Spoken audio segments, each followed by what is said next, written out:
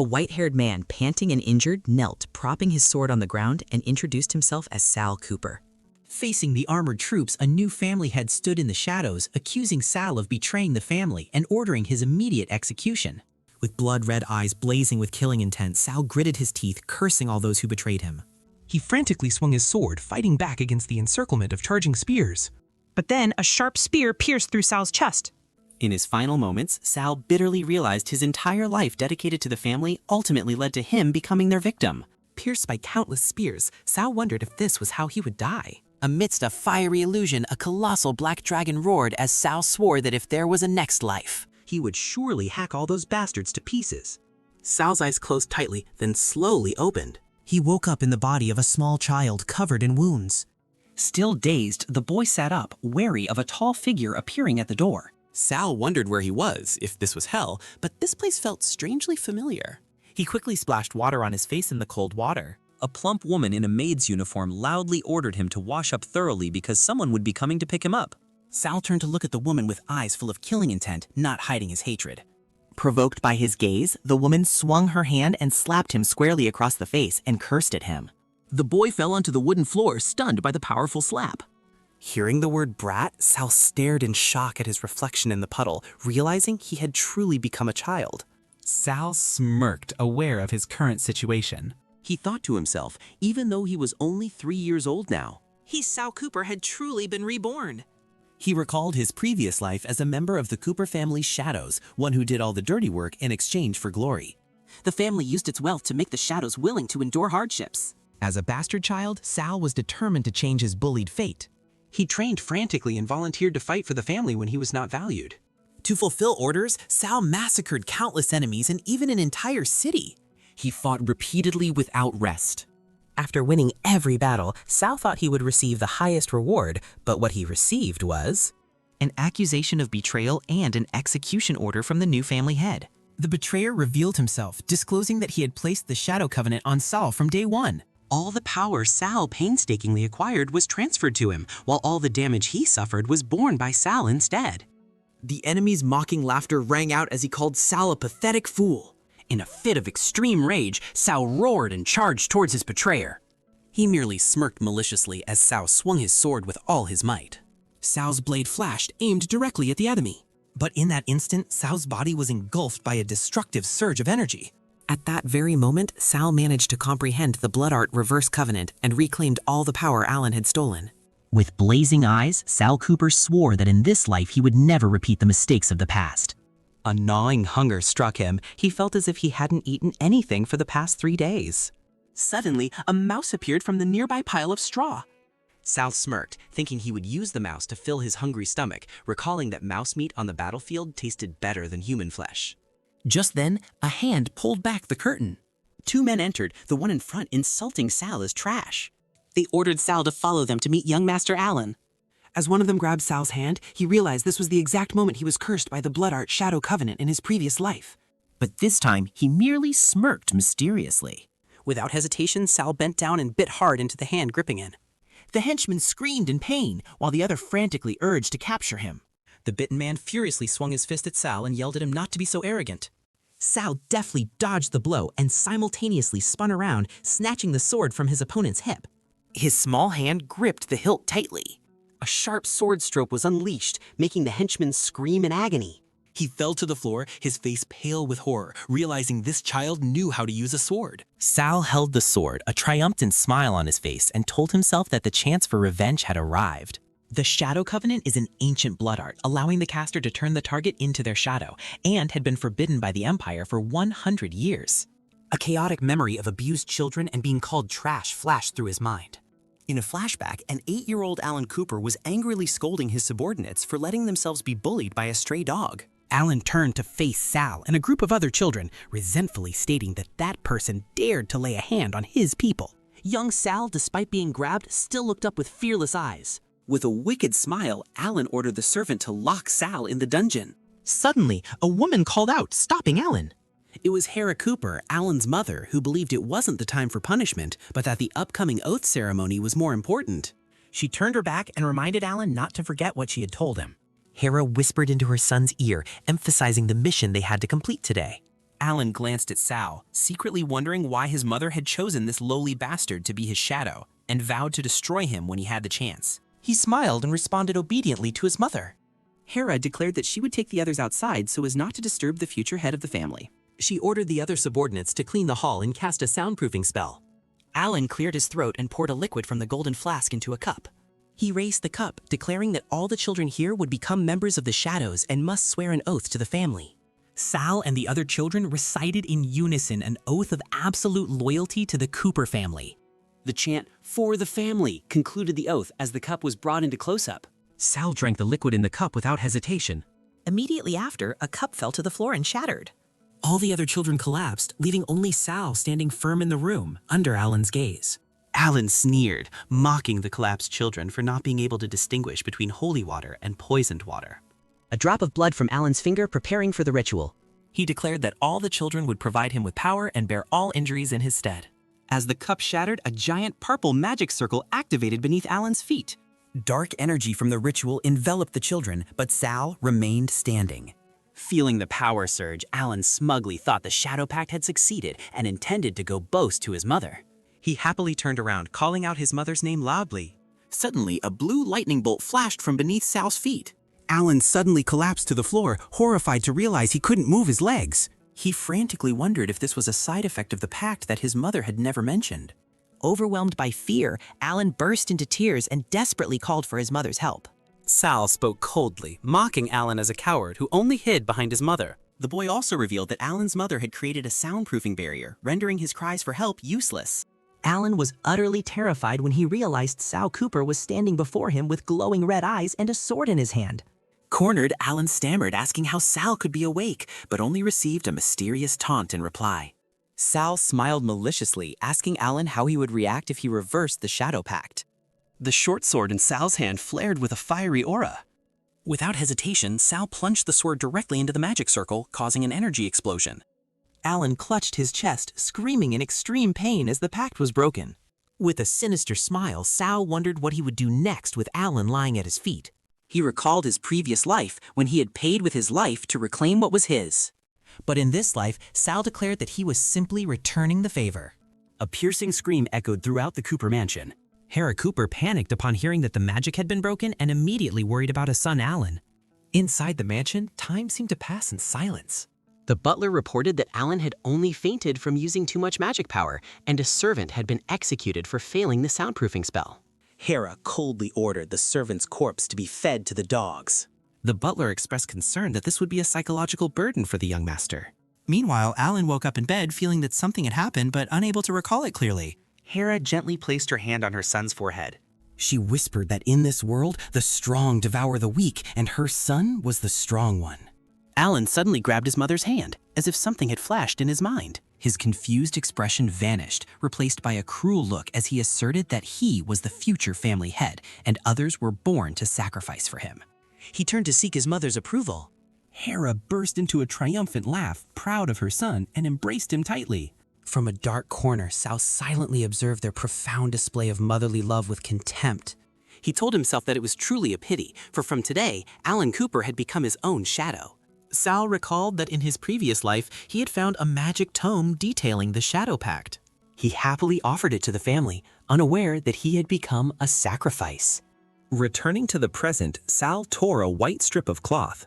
He told himself that he only needed a little blood to reverse the pact, but this 3-year-old body was too weak, and he had to become stronger. With determined eyes, Sal identified the first step on his path to becoming stronger. It was the Blazing Cliff, the Cooper family's testing ground to select loyal shadows. Here, children under 10 years old were thrown into thorny forests and had their flesh torn by eagles until their last breath. The goal is to be the first to climb to the top of the mountain and receive a blessing from the mythical griffin. A training officer announced that they only had 3 days to complete the test. That person was Enos Walker, and he declared the sole objective was to climb to the top of the mountain alive.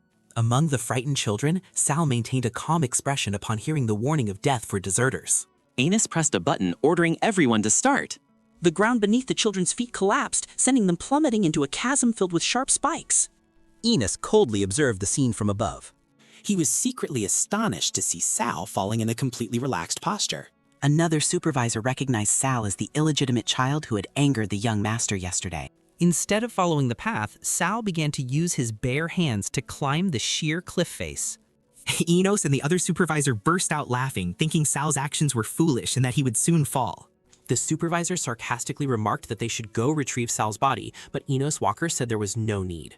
Enos smirked, saying he had just come up with an interesting idea, and this was the perfect time for that person to appear.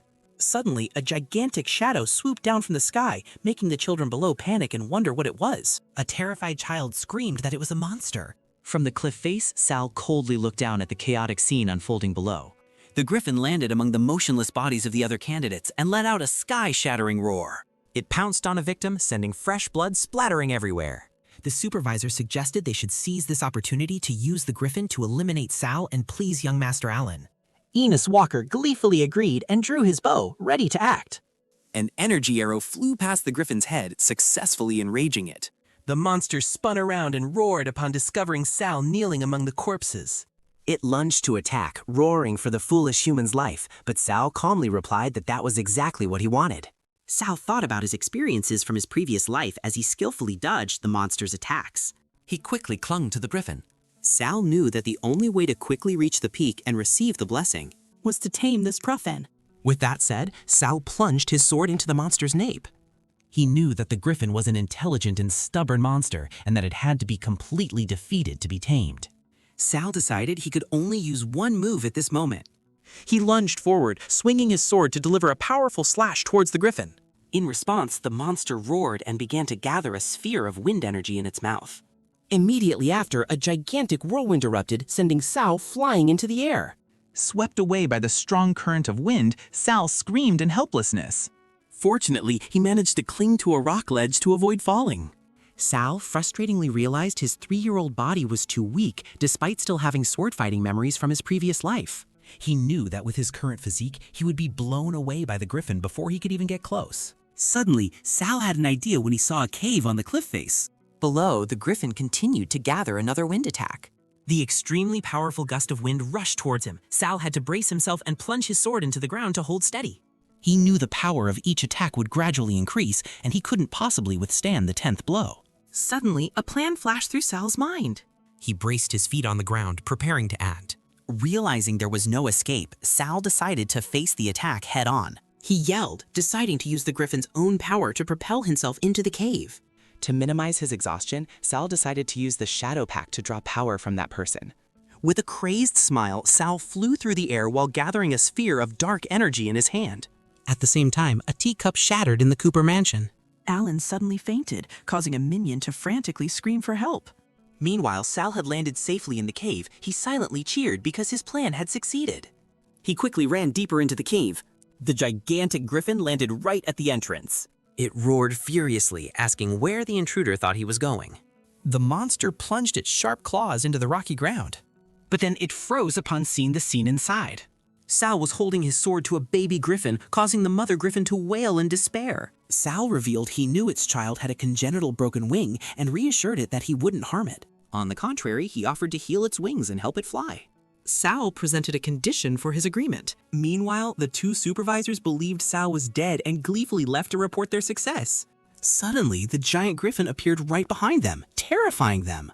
Sal sarcastically remarked that they would have to wait for Alan in hell, making one of the supervisors recognize him. The monster lunged, attacking the 2 panicking individuals who were screaming for help. A severed arm fell to the ground, signaling their demise. Sal reminded the griffin of its promise, and it agreed to take him to the northern mountain range. Sal and the griffin arrived at the stone land, standing before a colossal gate. The griffin reiterated the agreement. Sal would retrieve Perseus' sword, and it would have Medusa's blood for healing. But Sal secretly thought that his goal was not the sword, much less helping the griffin. The griffin used its strength to push open the heavy stone gate. As the gate opened, Sal revealed his true plan was to use the griffin to destroy this place. Inside, a terrifying Medusa statue with snake hair awaited. The colossal statue had a serpentine body, and on its tail were 3 smaller cloaked statues. As the griffin cautiously stepped inside, both looked up warily. Suddenly, the Medusa statue came to life, grabbing the griffin's neck and roaring. The griffin retaliated, unleashing a powerful blow that shattered the stone statue. Sal was astonished to see the fragments float and then begin to regenerate themselves. He realized that the 3 smaller statues were the Grey sisters from mythology. The griffin explained that because they were children of the sea god, they could control seawater. Immediately, a colossal water monster emerged from the ground and roared. The griffin hastily flew up to evade the surging floodwaters, urging Sal to quickly find the sword. It desperately shouted that if this continued, the entire land would collapse. Sal feigned panic, saying he was looking for clues among the ancient characters on the wall. But then he flashed a sinister smile, secretly thinking his plan to bury everything here was about to succeed. Sal secretly thought he would escape through the secret tunnel he had discovered in his previous life. However, he realized that the current level of destruction was still not enough to bury this place. Amidst the rising waters, Sal shouted, tricking the griffin that the ancient characters indicated they must destroy the eye on the ceiling. The griffin looked up in surprise at the glowing red eye watching them. Believing Sal, it let out a roar and shot up into the air. With glowing eyes, the griffin was determined to remove that eye. It soared past the water monster, heading straight for the target at the top of the cave. Immediately after, the water monster let out a cry of pain and disintegrated. The griffin landed, astonished to see that the enemy had completely turned back into water. Sal explained that according to mythology, that eye was the weakness of the Grey sisters. The griffin impatiently pressed about the sword and Medusa's blood, but Sal merely feigned ignorance. Then, with a cunning smile, he pointed and told the griffin to look. A colossal, flaming sword was deeply embedded in the Medusa statue's tail. Sal began to recount the legend of Perseus using this sword to decapitate Medusa. He said that Medusa's red blood could poison all creatures, while her green blood could heal all ailments. But Sal asserted that it was just a legend, and this place held another secret. He revealed that the appearance of Perseus's sword was the sign for Medusa's revival, and the statue began to stir amidst a dark aura. The giant Medusa statue broke through the ground, rising in a surge of blue energy. Sal confidently said, "All right, let's go out." He thought to himself once Medusa was activated, it wouldn't stop until it was decapitated by Perseus' sword. Sal's red eyes gleamed with determination. He nimbly dodged Medusa's massive snake tail as it lunged forward. Sal landed safely and got into a battle-ready stance. Standing before the monster, he wondered what was happening. Sal looked around, wondering where Griffin had gone. The baby griffin was hiding fearfully behind a rock, saying it would leave the rest to Sal because it didn't want to die, surprising him with its shrinking ability. One of Medusa's snakeheads growled menacingly. Sal thought to himself that he was lucky to have traversed this secret realm in his previous life, so he wasn't helpless. He stood up with a resolute gaze. Sal decided he would first retrieve the shield from the statue of the Round Table Knight. He planned to use the shield's reflection to avoid being petrified by Medusa's gaze. At the same time, the shield could also defend against attacks from its gaze. Sal raised his shield, blocking 2 beams of light shot from Medusa's eyes. Damn it, Sal gritted his teeth as he realized the power of the attack. He was knocked backwards, spitting blood from the impact. Injured and sitting on the ground, Sal realized that the shield alone wasn't enough. Medusa used its body to block the secret passage's exit, cutting off his retreat. Sal thought that with his talent level, he couldn't even lift Perseus' sword. But he was determined to try, otherwise he would die without a fight. With all his strength, Sal placed his hand on the sword hilt, defying the risk. To his surprise, he lifted the sword with ease. Just then, a stone snake from Medusa's hair lunged and bit Sal's shoulder. Sal swung the sword, severing the attacking snake. He wondered why he could use the sword when his talent was so low. Memories flooded back, images of Alan mocking his D-rank talent for daring to touch the holy sword. He recalled being tied up, Alan and his mother discussing stripping him of his talent and then using memory erasure magic. Sal was stunned as he realized the hidden truth. Alan's voice echoed in his head, boasting that Sal's swordsmanship talent now belonged to him. Something inside Sal felt as if it had just shattered. A terrifying surge of crimson energy erupted from Sal's body. The baby griffin hiding behind the rock also exclaimed in astonishment. What happened? It stared at Sal, unable to believe its eyes. The baby griffin wondered how that child could emerge without a scratch. In its eyes, Sal, at this moment, was no different from a monster, as the stone snake shattered into pieces while he stood firm and unharmed. Sal suddenly realized that in his previous life, his swordsmanship talent might be S rank or higher. But that talent had been stolen by that bastard Alan. Sal bitterly realized that the mistress had used magic to strip him of his talent to give to Alan, then erased his memories. The revealed truth made him burst into maniacal laughter, scaring the baby griffin, who wondered what was wrong with this child. His laughter died down, replaced by eyes burning with hatred. Sal thought to himself that things were getting more interesting and swore he would make the entire family pay. Seeing Sal's strange behavior, the baby griffin decided to seize this opportunity to sneak away while he was going crazy. But Sal coldly called it back. "Griffin, come here." The baby griffin fearfully turned back, while Sal wondered why an S-rank monster would be so afraid of him. The baby griffin just looked bewildered, not understanding what was happening. Suddenly, a giant adult griffin burst from the ground and flew into the sky. It roared, realizing Sal had used it to destroy this secret land, but it would overlook it because he could heal its child. The secret land began to collapse at Griffin's will. Amidst the ruins, an ancient stone structure cracked open, emitting an eerie blue light. The eyes of the giant statue snapped open. The majestic adult griffin looked down and declared, "Sal Cooper, by the name of Griffin, I bestow my blessing upon you." It granted Sal a body that would never be harmed, no matter how it was attacked. Sal felt his body strengthened and minor wounds heal, thinking to himself that this was good because he wouldn't need to transfer injuries to Alan anymore. He also decided he must conceal his S-rank swordsmanship talent to avoid unnecessary trouble. In return, Sal gave Griffin a vial of medicine, saying it would heal its child's wings. The emerald green medicine was poured onto the baby griffin. In Sal's presence, the baby griffin drank the healing potion. After being healed, the baby griffin let out a joyful cry and flew in the sky for the first time, under the proud gaze of the adult griffin. Griffin explained to Sal that if its offspring didn't accept a master before maturing, it would just be a foolish bird. Sal replied with a cryptic piece of advice, reminding Griffin that it too only became strong after accepting a master. Sal's words made Griffin recall its master who died 100 years ago, the one who fed it human brains to awaken its intellect. Griffin suddenly realized that Sal was the powerful and ruthless master it had been searching for. Standing before Griffin, the boy introduced himself as Sal Cooper. Griffin immediately bowed, earnestly pleading with Sal to accept its offspring as a pet monster and praising the child's limitless potential. Sal smirked, thinking the fish had taken the bait. He agreed to accept the young Griffin, but on the condition that both of them enter into a contract.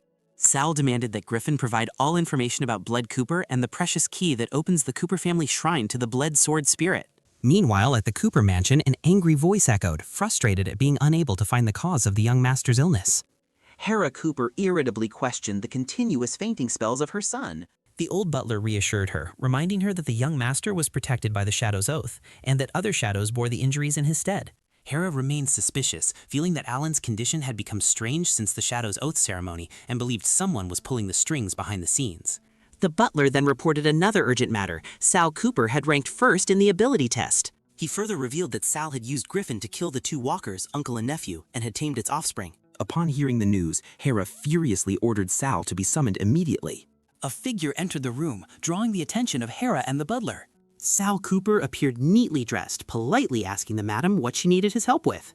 Hera Cooper interrogated Sal, asking why he had killed the Walker training officers. With a cruel smile, Sal replied that he did it all for the family and such useless individuals didn't deserve to exist. He looked up defiantly, asking if the madam agreed, leaving Hera Cooper stunned by his audacity.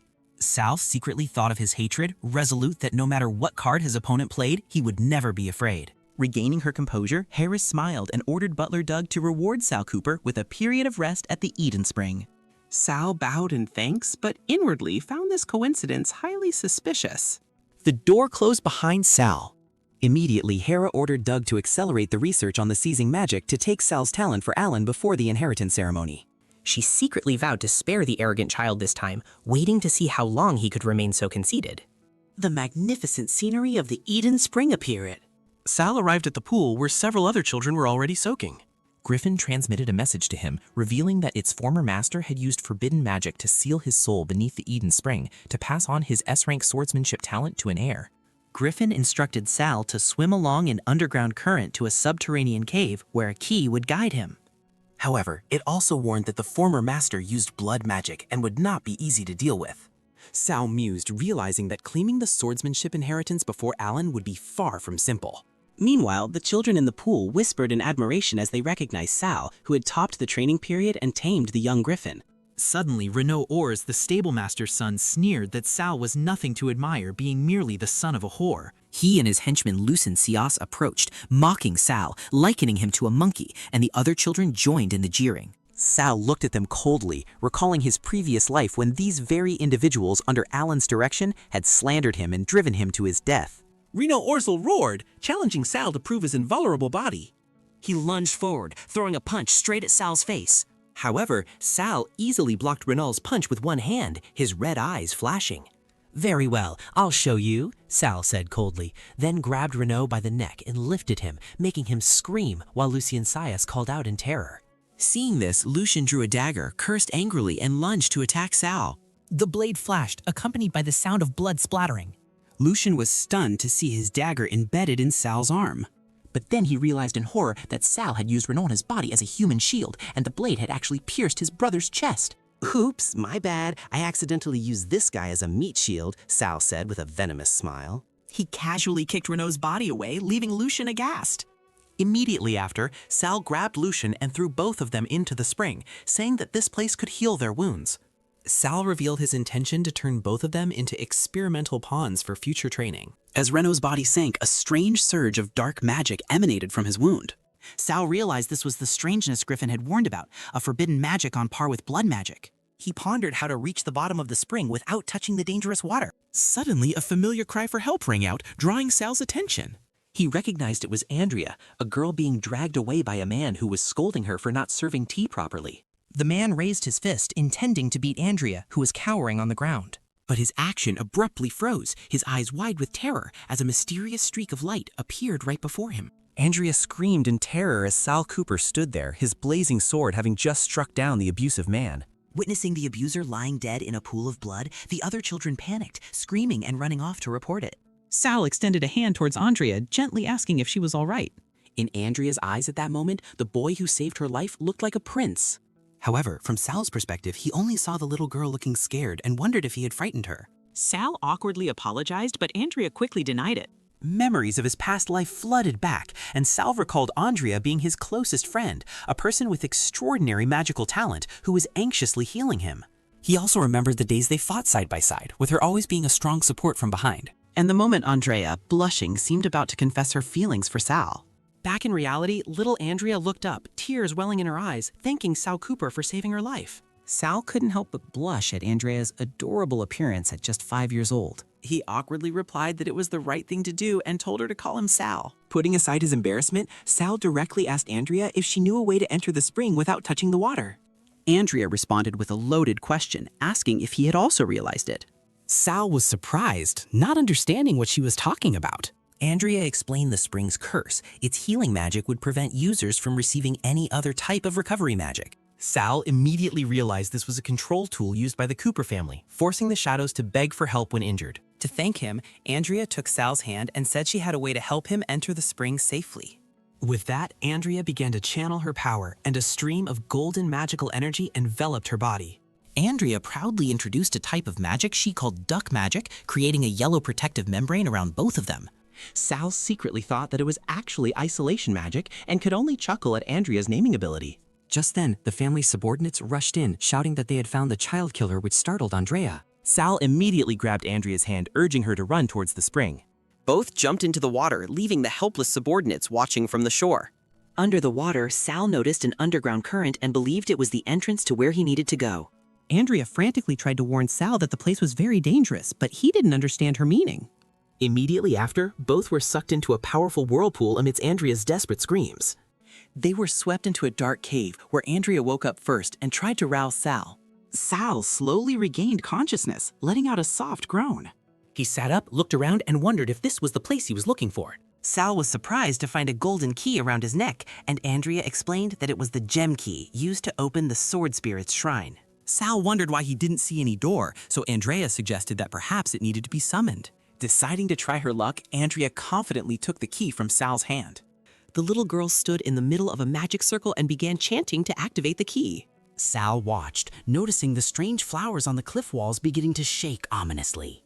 Sensing danger, Sal's eyes gleamed with vigilance, and he inwardly thought the situation was terrible. The flowers suddenly transformed into carnivorous monsters, and Sal yelled Andrea's name, rushing to embrace her. Sal held Andrea tightly to protect her as the ground beneath them began to collapse. As Sal was protecting Andrea, a gigantic gate shaped like a monster's mouth suddenly appeared. Sal frantically called Andrea's name when he saw she had fainted in his arms. He gently picked Andrea up. Looking at the distant gate, Sal decided he needed to let Andrea rest in a safe place first. He placed his hand on Andrea's forehead, using the stealth magic she had taught him in his past life to protect her. Sal stood up, his eyes resolute, preparing for a fierce battle to claim the sword spirit's inheritance. He strode alone into the swirling purple energy deed. Inside, the first sight that met his eyes was a pile of women's and children's bodies stacked upon each other. Even though he had prepared himself, Sal was still stunned by this gruesome scene. He watched in horror at the scene of death and a shadowy figure bustling among the corpses. A hideous creature with many eyes lifted its head from the pile of bodies and announced the arrival of a guest. Sal suddenly realized the truth. The Eden Spring was not a place of healing, but a depraved den of the Cooper family, and this was the true fate of those brought here. He wondered in horror if all of them had become food for the sword demon. Sal's eyes turned cold, filled with indignation. The monster suddenly approached, sniffing and recognizing the scent of an S-rank talent from. Sal immediately jumped back, maintaining distance from the dangerous creature. He was utterly astonished, not understanding how it knew his talent rank. The sword demon transformed its arm into a blood blade, asking if he was Alan Cooper, the S-rank talented child, but then remarked that he didn't look pampered at all. It guessed that Sal was just a bastard child who came to claim the inheritance, then lunged to attack. A clash sound echoed as two streams of crimson power collided. Facing the sword demon, Sal Cooper coldly declared that he had only to kill it. Sal lunged with a slash, making the sword demon exclaim, "Truly a descendant of Bled Cooper." The monster bared its sharp teeth, showing amusement at the boy's ferocity. Both lunged at each other once more in an instant.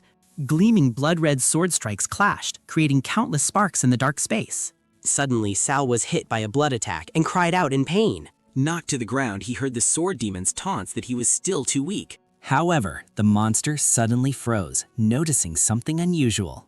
The wound on Sal's back was healing itself with a golden light, making the sword demon realize it was Griffin's blessing. Sal struggled to his feet, recalling Ancestor Bled's sacrifice and understanding that he had to claim the inheritance at all costs. His entire body erupted with a brilliant golden aura, affirming that hope still remained. A massive golden cross-shaped formation suddenly appeared, stunning the sword demon. It tried to block with its hands, but the formation's power was unstoppable. Pinned against the wall, the sword demon horrifyingly realized this was a blood magic containment formation. Sal explained that over the past 100 years, the Empire had found a way to counter blood magic. He raised his sword, declaring he would take its heart to forcibly claim the inheritance. Helpless in its confinement, the sword demon could only let out a desperate "No!" The inheritance energy began to be violently siphoned from the monster's body. The sword demon mocked Sal, who was holding the sword, feigning fear before he could react. It burst into laughter, calling Sal an interesting little rat it hadn't played with in a long time. The monster mumbled but as its blood-soaked fingers twitched. With a sinister smile, it declared that the game was over. The sword demon admitted Sal had talent, while blood-red spirits began to rise from beneath its feet. However, it asserted that it wasn't enough to acquire its sword skill inheritance. Sal realized the formidable power of his opponent, who could use blood to control blood spirits. He braced himself and yelled as a spirit lunged to attack. Immediately, Sal found himself surrounded by countless concentrated attacks. He then used the sword of Perseus to create a golden shield to protect himself.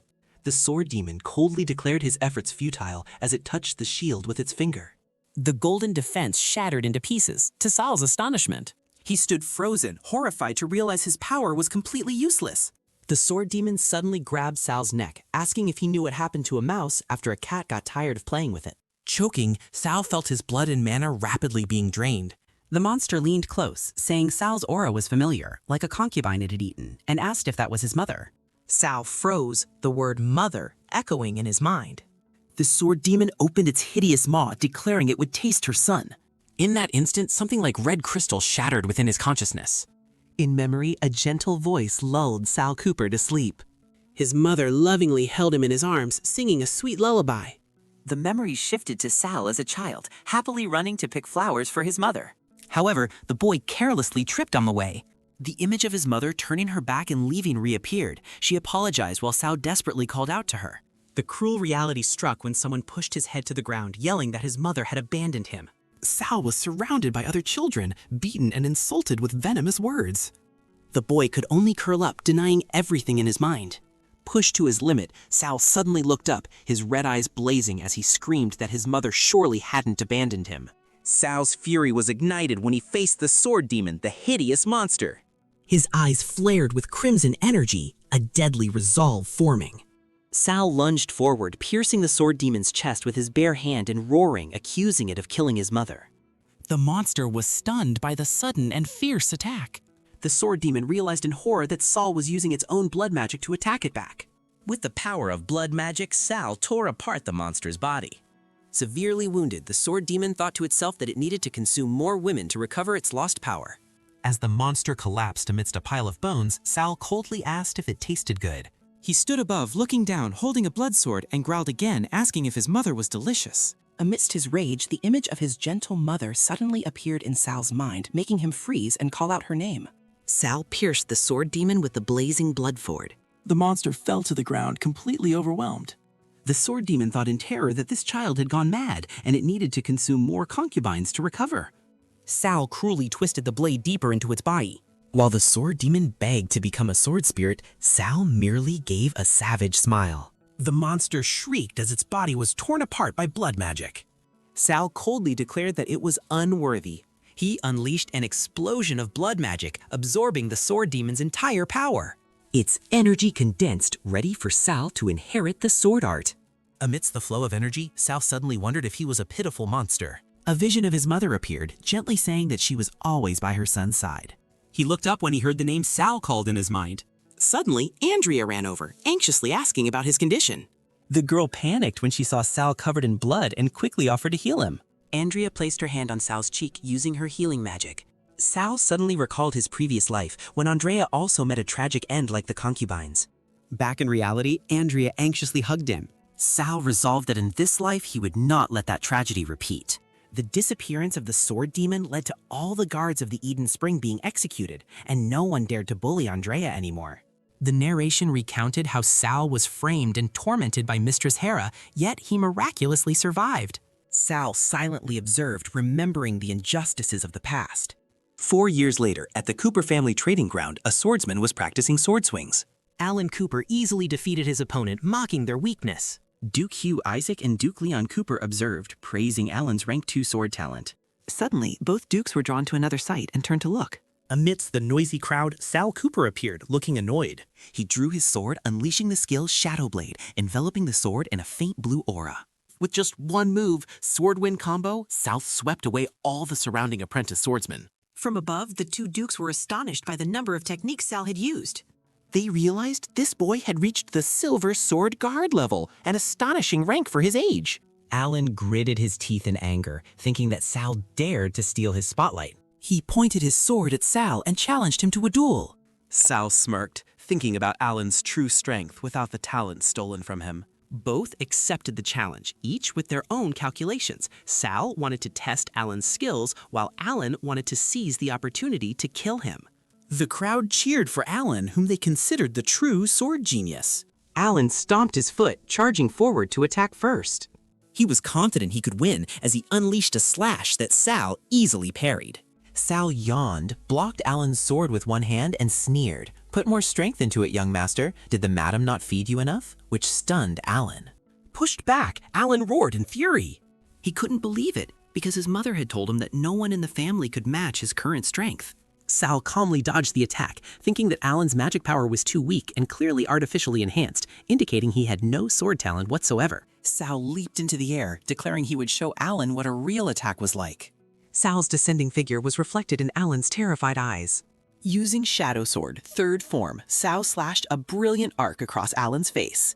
Alan collapsed, clutching his bleeding eye and screaming in pain as his subordinates rushed over in a panic. Witnessing the scene, Sal burst into a delighted laugh. From the balcony, Duke Hugh Isaac sarcastically remarked that Alan's abilities were mediocre, irritating Duke Leon Cooper. Hugh continued to taunt, saying he didn't want his sister to marry a useless person like Alan. Leon Cooper retorted with a veiled threat about Hugh's sister's status, making the atmosphere between them tense. Leon turned and walked away, reminding Hugh about the two families' joint operation in 10 days.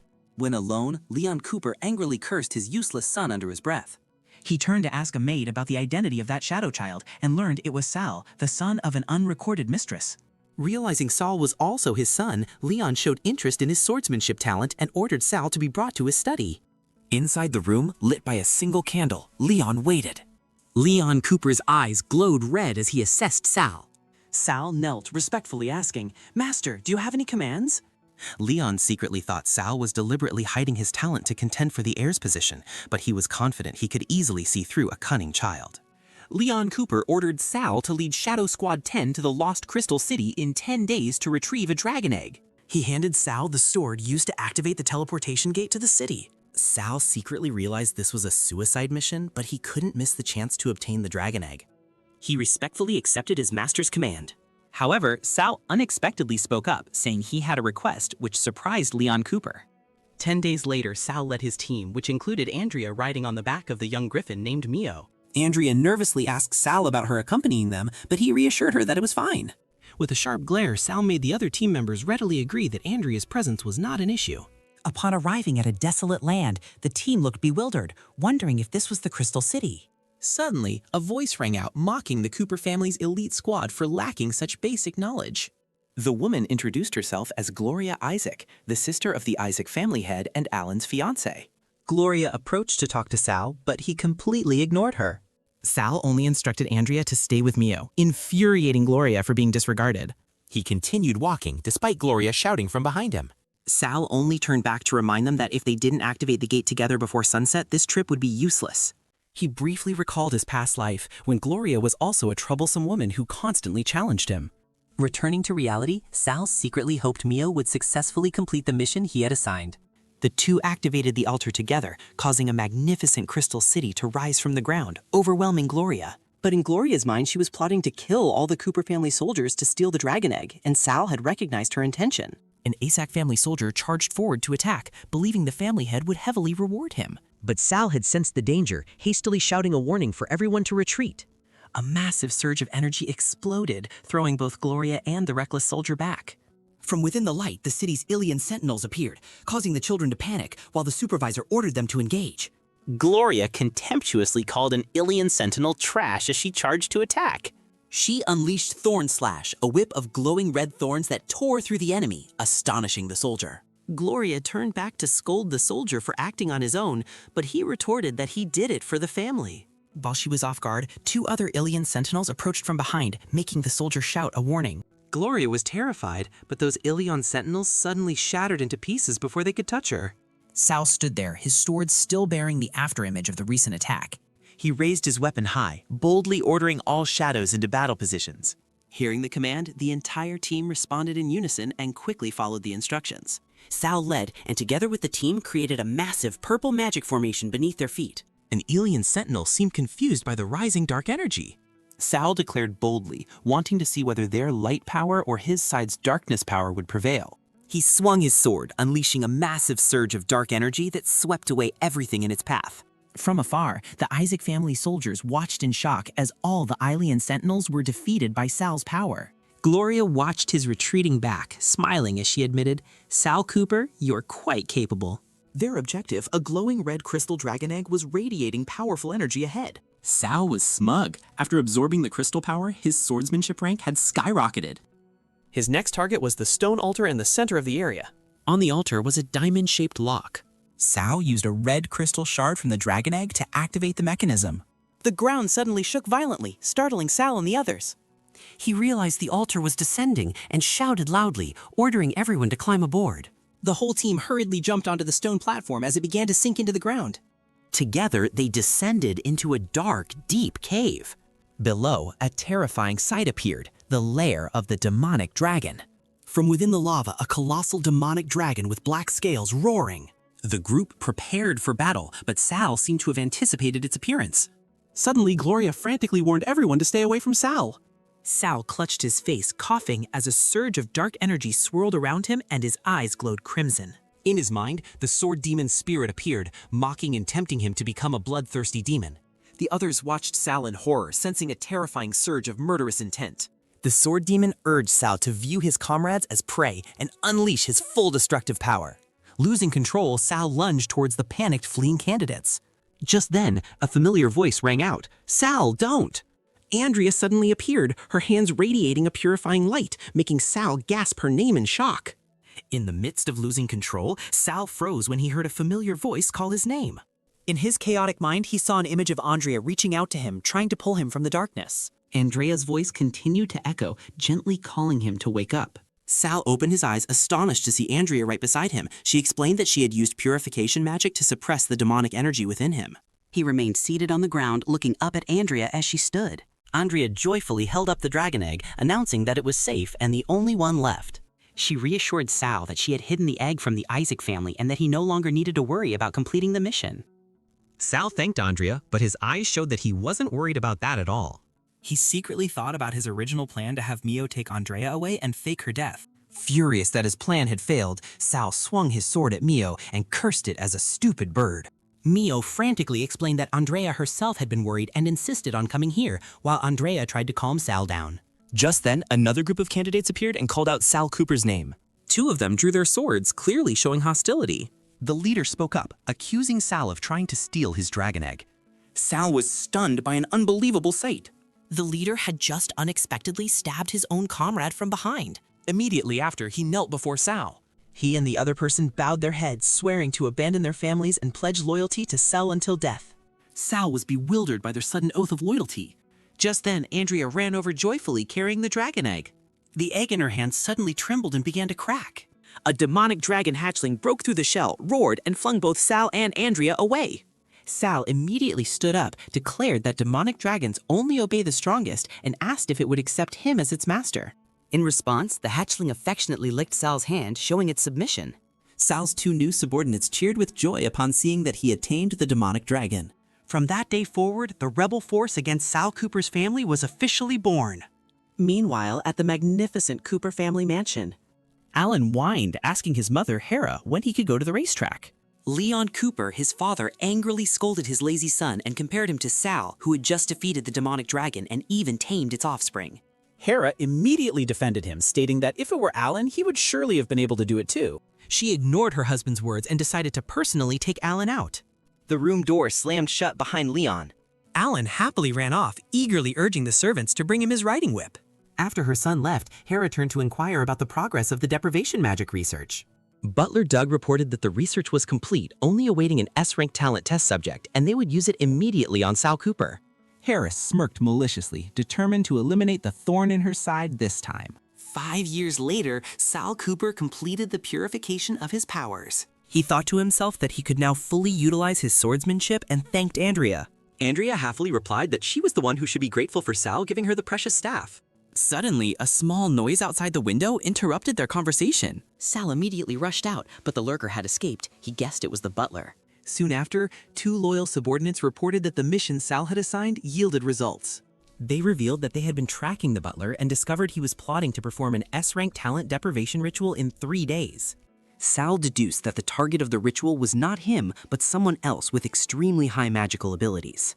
He was shocked to realize that the one they were targeting was Andrea, who looked at him in confusion. 3 days later, Andrea went into the warehouse alone, intending to use magic to clean up. The butler Doug suddenly appeared from behind, terrifying Andrea. He quickly used a sedative-soaked cloth to subdue her. Once Andrea was unconscious, Doug ordered his accomplices to begin the plan. Elsewhere, Andrea was bound by magical energy while the dark mages began chanting.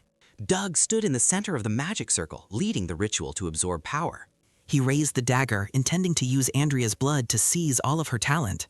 But as the blade was about to touch, the magic circle suddenly exploded violently, throwing Doug back. He was horrified to realize that the person on the altar was merely an illusion created by magic. The real Andrea appeared with a look of indignation, stunning Doug as she declared she wouldn't let him underestimate her. Andrea boldly chanted, unleashing Starshine Lock. Chains of light immediately bound Doug tightly, making him inwardly curse her cunning. Neutralized, Doug furiously ordered the dark mages to capture Andrea for him. Andrea calmly closed her eyes, recalling Sal's advice to simply not hear or see anything. Suddenly, a strange sound echoed, making Doug wonder in confusion what was happening. 2 dark mages were horrified to see a demonic dragon and a griffin suddenly charging in. The 2 creatures immediately attacked, causing one mage to scream for help in despair. Recognizing the dragon and griffin, Doug suddenly heard a murderous voice ring out, warning him for daring to harm Andrea. Sal Cooper appeared, making Doug scream his name in terror. Sal pressed the glowing red blade to Doug's face, coldly asking why he targeted Andrea. Overwhelmed with fear, Doug confessed that Andrea was merely an experimental subject for the deprivation magic, meant to ensure success when used on Sal, then begged for his life. Sal was stunned to realize that Andrea had been dragged into danger because of him. He looked down at the butler and said he could spare him. But then, Sal paused meaningfully, his hand tightening on the sword hilt. A dark magic circle erupted beneath Doug's feet, making him scream in pain as he recognized it as the Shadow Oath. Sal grabbed Doug's face, ordering him to report back that the ritual was successful or face the consequences. With glowing red eyes, Sal revealed his plan was to fully expose Alan's true nature. Doug obeyed, reporting the good news to Hera Cooper, while in the distance, Alan was bluntly rejected by Gloria Isaac. Hera happily asked again and was confirmed by Doug that they could proceed with the ritual on the full moon night, which was also Alan's coming-of-age ceremony. Hera Cooper smiled contentedly, believing her wish was about to come true and that Alan would become the strongest in the Empire. Meanwhile, Alan smugly approached his fiancée, assuming no woman could refuse him. He was stunned to realize that the other party had no intention of indulging him. Gloria Isaac blocked Alan's hand, contemptuously calling him a useless young master unworthy of her. She challenged Alan to a duel, causing him to frantically call for people to escort her away. Just then, a metallic clang echoed as two swords clashed. Sal Cooper suddenly appeared, easily blocking Gloria's attack, saving Alan from a humiliating defeat. Sal turned to look at Alan with a mocking smile, asking if the young master was all right now that he had come to save him. Humiliated, Alan roared that he didn't need help and asked in astonishment why Sal was there. Contrary to her previous attitude, Gloria showed great interest in Sal and offered to practice swordsmanship with him, making Alan suspicious. Gloria blushed and said that not everyone was qualified to duel her, further convincing Alan that she had fallen for Sal. Alan gritted his teeth, clenching his fists as he thought about the relationship between Sal and his fiancée. Hera Cooper and Doug approached to call Alan back, and he decided he would deal with Gloria after they were married. Alan had no choice but to turn and leave, politely excusing himself after being harshly rejected. When only the two of them remained, Gloria pressed Sal to agree to her request, but he calmly stated a condition. Sal asked her to introduce him to her brother, Duke Isaac. Afterwards, Sal met Hugh Isaac and offered to help break Gloria's engagement in exchange for borrowing the treasure box of Phantom Time. Sal recalled that in his previous life, Duke Isaac had already been dissatisfied with Alan and had repeatedly tried to annul the engagement but was refused by the royal family. He thought to himself that in this life, with just a little influence, he could change everything. Hugh Isaac mocked Sal Cooper as a foolish child, believing he couldn't break a royal marriage and dared to bargain with him. Sal calmly asked back, "Someone like me?" He unleashed power from his sword, declaring that only someone like him could solve the Duke's problem. Seeing the blazing sword, Hugh Isaac wondered in astonishment if Sal was truly the Cooper family's S-rank talent. Sal slowly approached. He pressed the sword to Hugh's neck and made a terrifying offer. If the engagement can't be broken, then eliminating that useless young master amounts to the same thing, doesn't it? Duke Isaac remained silent, his eyes tense as he weighed Sal's threat. A month later at the Cooper family mansion, Butler Doug reported to Hera Cooper that everything was ready, but Sal was not present, and Alan had gone to look for him, so she immediately ordered Doug to assist her son. Meanwhile, the Cooper family's illegitimate children were discussing how they were treated like hunting dogs for the heir. A subordinate informed family head Leon Cooper that the party had begun as instructed, so guests wouldn't have to wait. Unexpectedly, Hugh Isaac appeared and greeted Leon, but the Cooper family had coldly replied that he didn't recall inviting this duke. Sal and his subordinates also arrived. He sarcastically remarked that this was his future brother-in-law's coming-of-age ceremony, so he had to join the fun, then ordered the activation of the box of Phantom Time. Sal quietly stood, waiting for his plan to be executed. An ancient box began to glow as the incantation, "Abyss Gate, Shadows Weave 1,000 Illusions" was chanted. Sal's subordinates channeled their magic, opening the Phantom Realm from the box of Phantom Time. A colossal magic formation enveloped the entire mansion, trapping everyone within a magical barrier. Inside the illusion, Sal found his target and said, "I finally found you." Alan turned around, holding a wine glass with a smug look, and asked Sal what he was doing hiding here alone. Inside the illusory space, a painful memory began to resurface. Alan offered a fake apology to Sal, who was chained in the vision of his previous life. He maliciously declared that Sal's sword talent now belonged to him. Alan asserted that it was Sal's predetermined destiny. In another fragment of memory, Andrea screamed Sal's name in horror. Back in reality, Andrea was distracted in the warehouse when a colleague urged her to work.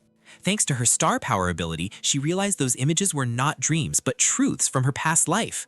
This ability allowed the mage to see the past and future, making Andrea realize Sal was in danger. She rushed off, determined to stop Alan before he acted. In the illusory garden, Alan stood there, completely unaware he had fallen into a trap. Sal saw his target holding a wine glass and thought to himself that the time had come. Andrea suddenly appeared and using her star power cast light magic to put Alan to sleep. Sal turned back in surprise, seeing Andrea's unexpected intervention.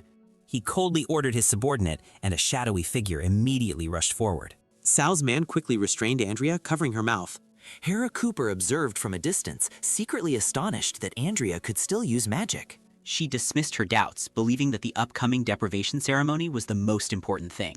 Sal tilted his head back and drained the wine glass, and blood immediately flowed from his nose. As Sal collapsed, Alan mocked that a fool like him was tricked by the same scheme twice. Inside the illusion, Alan roared at Sal, who was in chains, questioning why he possessed S-rank talent. He screamed frantically, not understanding why Sal could tame a dragon. In a fit of rage, Alan choked Sal, jealous that even Gloria liked him. He declared that all those things should have belonged to him, while Sal coughed up blood. Hera Cooper appeared, coldly ordering her son not to waste time and to begin. Alan drew a special dagger, one that could temporarily pierce even an invulnerable body, and Sal merely remarked indifferently that it wasn't bad. With a smug smile, Alan declared he would reclaim everything that belonged to him. He plunged the dagger into Sal's chest and screamed that this was the end for him, making Sal cry out in pain. Alan laughed maniacally, declaring that from now on, he would be the official heir of the Cooper family.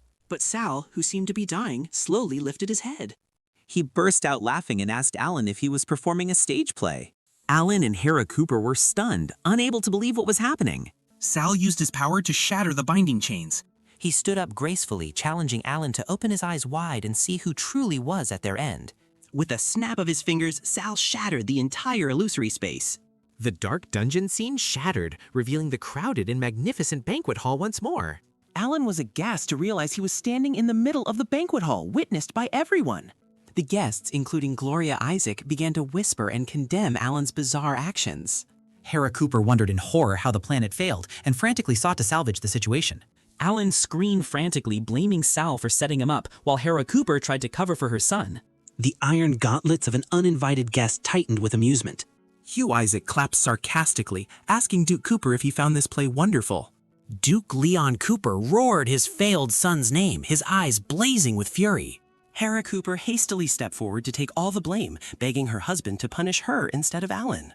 Without hesitation, Leon struck Alan away with a direct blow, despite Hera's horrified screams. Witnessing the scene, Sal coldly commented on the master's cruelty. Humiliated, Alan screamed in resentment that everything Sal had should have been his, causing Hera to quickly stop him. The guests' whispers about Leon trying to save face reached Alan's ears, leaving him stunned. Leon drew his sword, its blade enveloped in purple magic, terrifying Alan. The Duke raised his sword high and declared loudly, "The inheritance competition begins today." The Cooper family's illegitimate children were stunned by the sudden announcement. Surprise quickly turned into ambition as they realized their chance had come, targeting Sal as their first objective. Hugh Isaac burst out laughing, mocking the so-called Cooper family spirit he had just witnessed. He immediately proposed canceling the engagement, declaring he didn't want his sister to marry a liar and a weakling. Leon explained that everything was due to the box of phantom time, asserting that Sal had colluded with the enemy. He secretly told himself that in front of the nobles, taking a step back to preserve the family's honor was the wisest choice. Leon accepted Hugh's request and promised to explain to the king, leading Hugh to praise his decisiveness. Finally, Leon pointed his sword at Sal and laid down a condition, allowing him to contend for the position but forbidding him from harming the family's reputation. Leon threatened to make Sal disappear. Sal merely smirked, asking if he thought Sal cared about that position. He gripped Leon's blade, letting blood flow on his hand, and challenged him to strike immediately. Leon was stunned by Sal's insane reaction and defiant attitude. Finally, he irritably retracted his sword and decided to let it down. A subordinate suggested teaching Sal a lesson, but Leon waved him off, saying he was quite looking forward to what Sal could do. Leon secretly thought Sal's personality was unpredictable, wondering who he took after. Meanwhile, elsewhere in the Cooper mansion under the moonlight, Hera was furious, questioning Doug why Sal had found out about their plan. Another subordinate led the bound Andrea in, asking Hera how to deal with her. With a deranged expression, Hera ordered Andrea to be thrown to the carnivorous beasts. However, she suddenly paused as she noticed something unusual. Hera muttered that Andrea had just used magic, meaning the talent stripping test had no effect. She turned to Doug, angrily shouting that it couldn't be happening. Hera pressed Doug, asking why he hadn't stripped Andrea of her talent, and he tremblingly confessed that he hadn't been able to. Without hesitation, Hera coldly ordered the guards to execute Doug on the spot. Held tightly by the guards, Doug frantically cried out that Sal Cooper himself had forced him. But his explanation came too late as the blade came down. Hera coldly watched Doug's corpse, commenting that there was nothing to explain when a disloyal dog was killed by its master. After executing Doug, Hera turned to the bound Andrea and declared she would make use of her talent. She used magic to tighten her grip around Andrea's neck, making her cry out in pain. However, Hera was astonished to realize her magic left no burn marks on Andrea. She suddenly realized Andrea might possess a special physique called the Ice Soul Body. According to legend, those with an ice soul body could become a furnace to help others increase their power. Noticing this new value, Hera looked at the desperate Andrea with a calculating gaze. Meanwhile, Sal stood on the balcony pondering the master's hesitation in punishing Alan and suspecting he feared Harris's influence. He smirked, determined not to leave until he made Alan experience all the pain he had endured. Hearing a sound, Sal turned to the door and invited the guest in, thinking it was Andrea. But the one who entered was Gloria Isaac, who had come to retrieve an item her brother had lent Sal. Sal fell into thought about the possibility of allying with the Isaac family to eliminate Alan, making Gloria angry at being ignored. He handed her the box of phantom time and asked why a major family would consider an item that only created illusions a treasure. Gloria playfully refused to answer, secretly thinking she would use this information to make Sal owe her a favor. Seeing Sal uninterested in turning away, Gloria immediately shouted a challenge, only to receive an indifferent reply. Soon after, both stood facing each other in a large arena. Gloria immediately attacked with magical thorn whips, but Sal was ready with his blazing sword. He easily blocked her attack. With superior speed, Sal glided past and appeared right behind the still stunned Gloria. He held his sword to her neck and declared she had lost again, making Gloria grumble indignantly that he wasn't gentlemanly at all. Sal demanded Gloria reveal the secret of the box of phantom time as per their agreement. Gloria explained a legend that one could sacrifice their life to revive another. Sal was lost in thought as memories of his own rebirth flooded back. He was shocked to realize that Andrea herself had sacrificed her life for his reincarnation, and he vowed to protect her. Just then, two of Sal's subordinates rushed in with bad news that Andrea had been captured. Hearing the news, Sal's eyes blazed with bloodlust, his face revealing extreme anger. He pressed for details and learned that Mistress Hera herself had captured Andrea in the forest last night. Meanwhile, two maids were gossiping that Andrea had become a personal maid and would be the young master's future mistress. Gloria overheard and realized they were talking about Alan, not Sal. Sal roared Alan's name and shot forward like an arrow, his murderous aura terrifying his subordinates. Elsewhere, Alan was in a furious rage after being humiliated by Sal, and a subordinate tried to intervene. Alan angrily kicked his subordinate away, refusing to listen to advice. Another henchman immediately offered a plan, suggesting Alan use Andrea for revenge. Alan gleefully declared to the shackled Andrea that she would become his mistress. Chained by magic that sealed her powers, Andrea desperately called Sal's name silently while Alan mocked her. Alan reached out to Andrea, demanding she accept her fate as his mistress. Immediately, Sal appeared and delivered a fiery punch straight to Alan's face. Alan was sent flying, screaming in pain as he realized his attacker was Sal. Giving his opponent no time to react, Sal roared and delivered a finishing kick. Alan let out a piercing scream of pain. Sal roared in fury, lunging forward with the intent to finish off his opponent. Sal's punch landed heavily on Alan. The immense impact sent Alan flying far away. Facing Sal, who was radiating dark murderous intent, Alan frantically cried for help. Sal unleashed a surge of energy, knocking away Alan's subordinates who were rushing to his aid. Sal's subordinates rushed over, horrified to realize their young master was losing control. The magical chains on Andrea's hands shattered. Gloria urgently prompted Andrea, saying that Sal was being demonized again. Andrea rushed to embrace Sal from behind, trying to call him back to his senses. Meanwhile, other subordinates quickly helped the heavily injured Alan leave. Hera Cooper had just arrived, stunned to see her son in such a pathetic state. She turned and angrily questioned Sal, calling him an ungrateful traitor. Sal ignored the accusation, calmly reaching into his collar to pull out an item. The sword of Perseus glowed brightly in his hand, astonishing Andrea.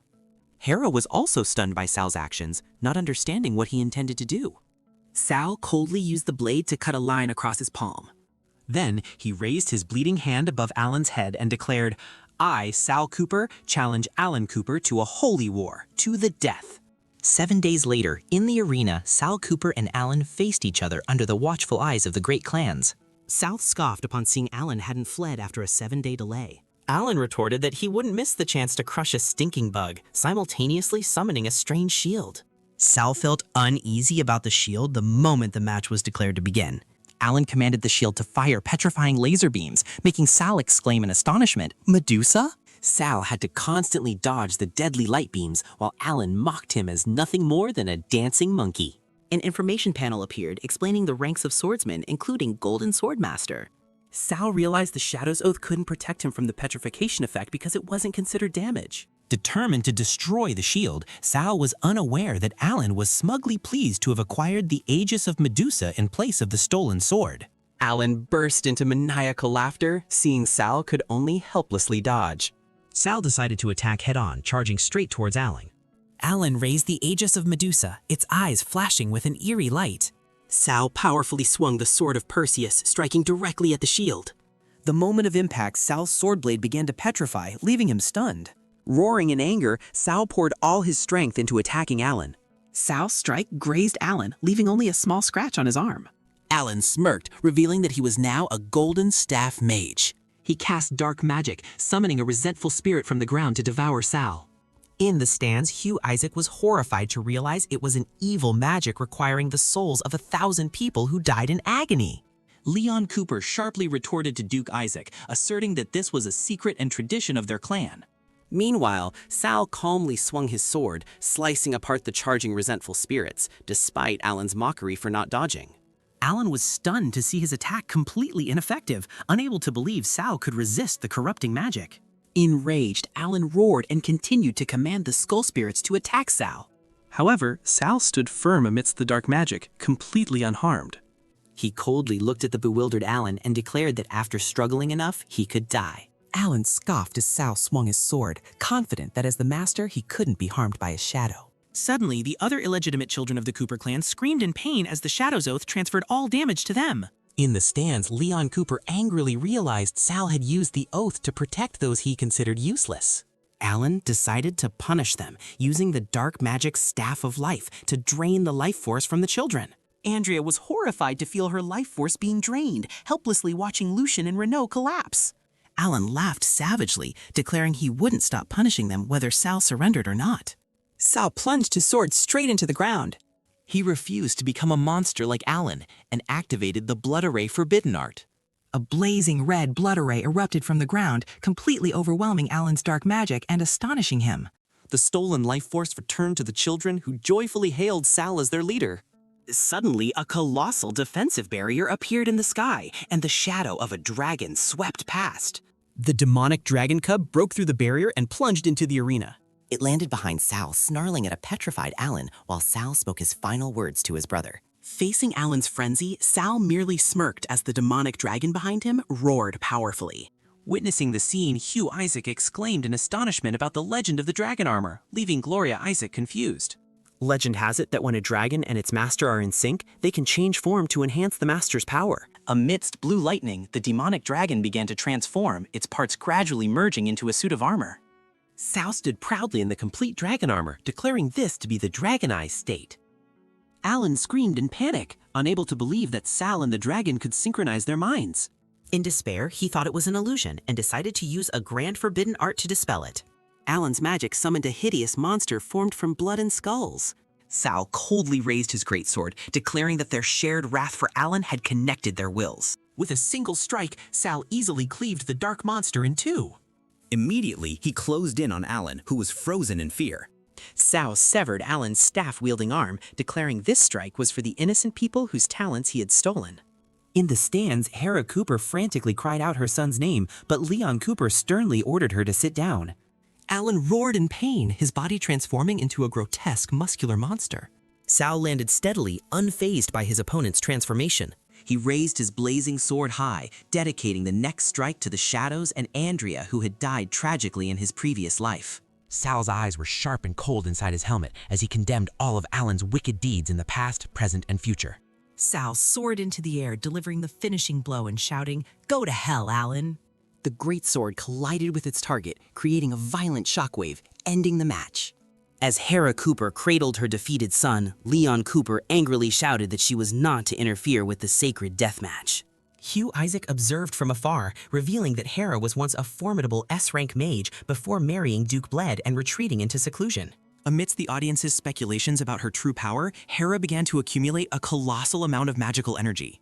In a fit of rage, Hera unleashed the 8th-tier magic Holy Spear and swore to personally end Sal. Suddenly, a powerful man appeared on the throne, ordering everyone to stop and unleashing a wave of purple energy. Hera's Holy Spear was easily shattered into pieces by that power. Sal stood firm, unharmed after being protected by that mysterious force. Hugh was astonished to realize it was the Silent Sword Saint Bled, wielding his invincible technique, Magic Restraining Ripple. Patriarch Bled Cooper coldly declared that the family did not welcome Sal and ordered him and his subordinates to leave. Faced with Hera's fury, Bled pointed and warned Sal to get out of his territory. Sal calmly accepted and leading his loyal followers turned and walked away. After leaving the Cooper territory, they headed out into the vast plains. Along the way, Hugh Isaac caught up and frankly invited Sal to join his family, but Sal questioned him back about his intentions to start a war. Cornered, Hugh could only remain silent before Sal's sharp words. Sal proposed a deal. Hugh would help him enter the Royal Academy, and in return, Sal would provide intelligence from the capital. He was confident in his trump card, his S-rank swordsmanship talent. Sal revealed his plan to become the true disciple of the hidden sword saint, Chris, leaving Hugh utterly stunned. Meanwhile, a weary wandering swordsman was resting in front of a magnificent building. Chris, the hidden sword saint, let out an annoyed hiccup, wondering who was speaking ill of him. Days later, Sal Cooper and Hugh Isaac rode towards the outskirts of St. Gordon City, where 3 towering magic spires stood. Hugh warned Sal that the city was teeming with nobles and that he needed to be extremely careful outside the academy. While Hugh chattered on, Sal secretly thought that this guy was untrustworthy and that he needed to find a way to separate from the group. Hugh reassured Sal that he would take care of everything, arranging for Andrea to live with him and leaving Sal's soldiers at the Isaac family manor to deal with the bandits. Hearing the words bandits, Sal realized this was the opportunity he had been looking for. When Hugh explained that the bandits were actually noble subordinates, Sal immediately volunteered to deal with them. Sal spurred his horse forward, shouting for Hugh to take Andrea to the Academy's magic school. Deeper into the forest, Sal stood on a high branch observing the bandits' hideout below. He recalled from his previous life that Chris's daughter Angela was being held captive here when she was only 7 years old. Sal knew that her father Chris was desperately searching for his daughter at all costs. With the demonic dragon cub, Sal resolved that saving Angela would be his path to becoming Chris's disciple. He activated his power, his legs enveloped in the fiery energy of his dragonized state. Sal completed his transformation, donning the majestic dragon armor and radiating an astonishing surge of power. In the forest, a group of guarding bandits suddenly flinched at a strange sound. A bandit was suddenly impaled through the neck from behind by a shadow spear. The remaining bandits panicked as they were swiftly slaughtered by invisible attacks. In his dragon armor, Sal stood on a bandit's corpse, demonstrating the inherited skill Fleeting Blood Shadow. Sal, in his dragon armor, prepared to unleash his second inherited swordsmanship skill. With Blood Serpent's fury, his greatsword erupted in flames, engulfing a bandit. The bandit leader, Plum, roared at challenge and charged at Sal. The 2 swords clashed, creating a deafening metallic clang. Sal soared into the air, unleashing his 3rd skill, Blood Shadow Slash. Plum was horrified, recognizing it as the Cooper family's blood demon sword, and tried to say something. But Sal's slash was faster, cutting a deep gash across him. The remaining bandits exploded into blood figures. Standing amidst the blazing red specters, Sal coldly declared that he didn't care who they were. After the battle ended and he removed his armor, Sal saw Mio frantically flying towards him. Mio landed on his shoulder, and Sal asked if it had found the place he told it to. He ordered Mio to lead the way, and the little creature immediately flew ahead. Following the guidance, Sal found and activated a secret mechanism on the cliff face. A dark cave entrance opened before him. Sal cautiously descended a long staircase leading deep inside. At the bottom, he found Angela sitting alone and honestly stated his purpose. Trusting Sal, Angela happily agreed to go with him. Sal carried her on his back, beginning to lead Angela out of captivity. Sal held Angela in his arms, sensing that they wouldn't be able to leave easily. Suddenly, a giant skeleton radiating a dark aura appeared, blocking their escape. Sal outlined a plan. He would rush out to attract the monster's attention, while Angela had to run away quickly. He secretly assessed the strength of this nearly 5-meter-tall skeleton as comparable to a sword saint and prepared for a life-or-death battle. Sal quickly activated his dragon's power, ready for the confrontation. Fully clad in dragon armor, he stood protectively in front of Angela while she affirmed that she was ready. Sal charged straight towards the giant skeleton, which was stooping to meet him in battle. The monster gathered a massive surge of magical energy into his fist. It roared and unleashed a devastating punch, but Sal managed to block the blow in time and shouted for Angela to run. As planned, Angela ran frantically while Sal blocked the attack. Still having another technique within his dragon armor, Sal smirked, deciding this was the perfect time to test it out. He unleashed all the accumulated energy within the armor, creating magical chains that tightly bound the skeleton.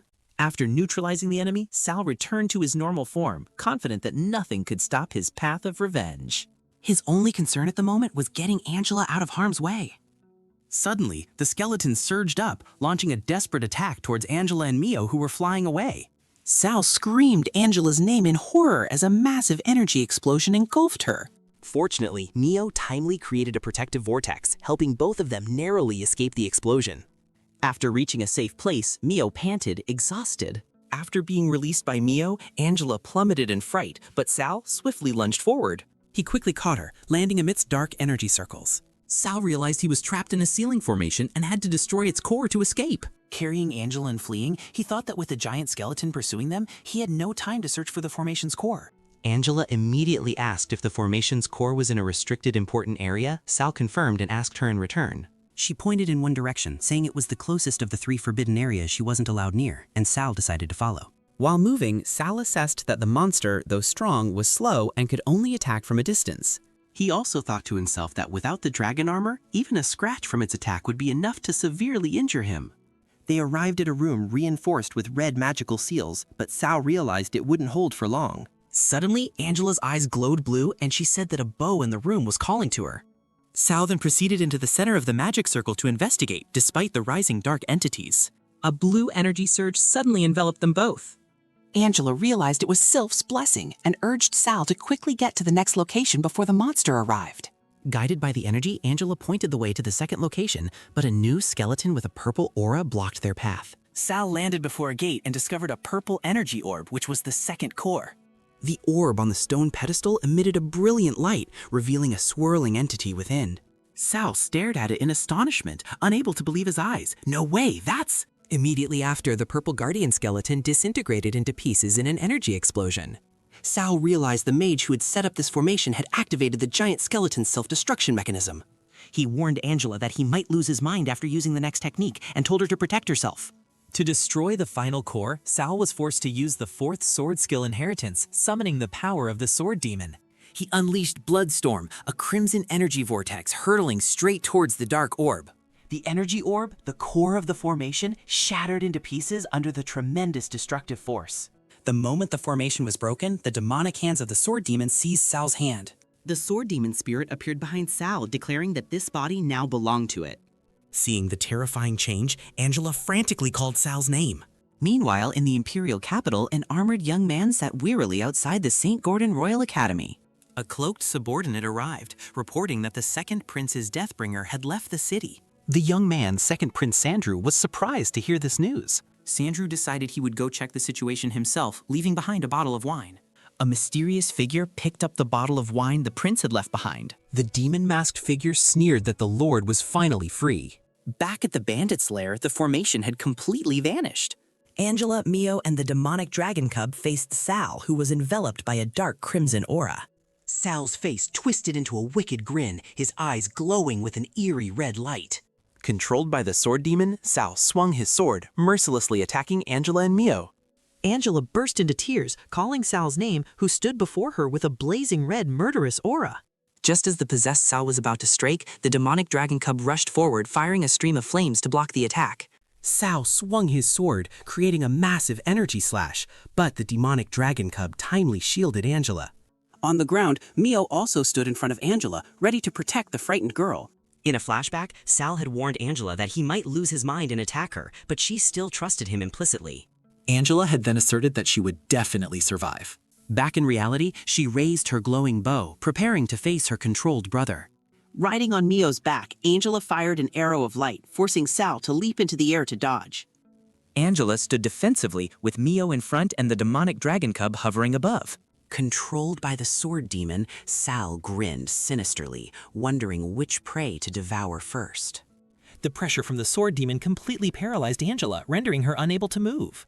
Sal pressed the crimson sword against Angela's neck, craving her pure blood. Angela's comforting words seemed to reach Sal, causing a tear to roll down his demonic face. Inside his mind, Sal's consciousness was silently screaming at his own actions. Sal's eyes flared, his will surged, and he shouted at the sword demon that it had gone too far. The sword demon scoffed, believing Sal could never escape its control on his own. Though acknowledging the demon's terrifying influence, Sal continued to resist. With resolute eyes, Sal secretly thought that he only needed one move to turn the tide. Sal, possessed by the sword demon, unleashed the blood feast technique while his consciousness screamed in protest. The sword demon sneered, confident that Chris would soon resolve everything and deal with Sal as well. Suddenly, a hooded stranger, a subordinate of Sandrew, appeared and mocked anyone who dared to cause trouble for the prince. With a shout of "Die!" the stranger swung his sword, intending to finish off his target. Angela bravely rushed forward to shield him, shouting at the attacker not to harm Sal. Suddenly, an invisible force shattered the attacker's hand, making him scream in terror. Chris appeared, embracing Angela and apologizing for arriving too late. Angela struggled, unwilling to leave Sal lying unconscious on the ground. Chris turned back, offering to heal Sal's wounds. Sal woke up, asserting that he saved Angela to inherit Chris's legacy. Grabbing Chris's collar, Sal smiled triumphantly, saying that his mistake had also inadvertently freed Chris from the second prince's control. 7 days later at the Royal Academy, Chris informed Sal that he would be his successor to the title and also invited him to be his disciple. Other students whispered about Sal's past of massacring his family and deceiving Sword Saint Chris. Sal paid no mind to the gossip. His thoughts were focused solely on a greater goal. A student named William stepped forward, declared himself a golden sword master, and challenged Sal to a duel to strip him of his honor.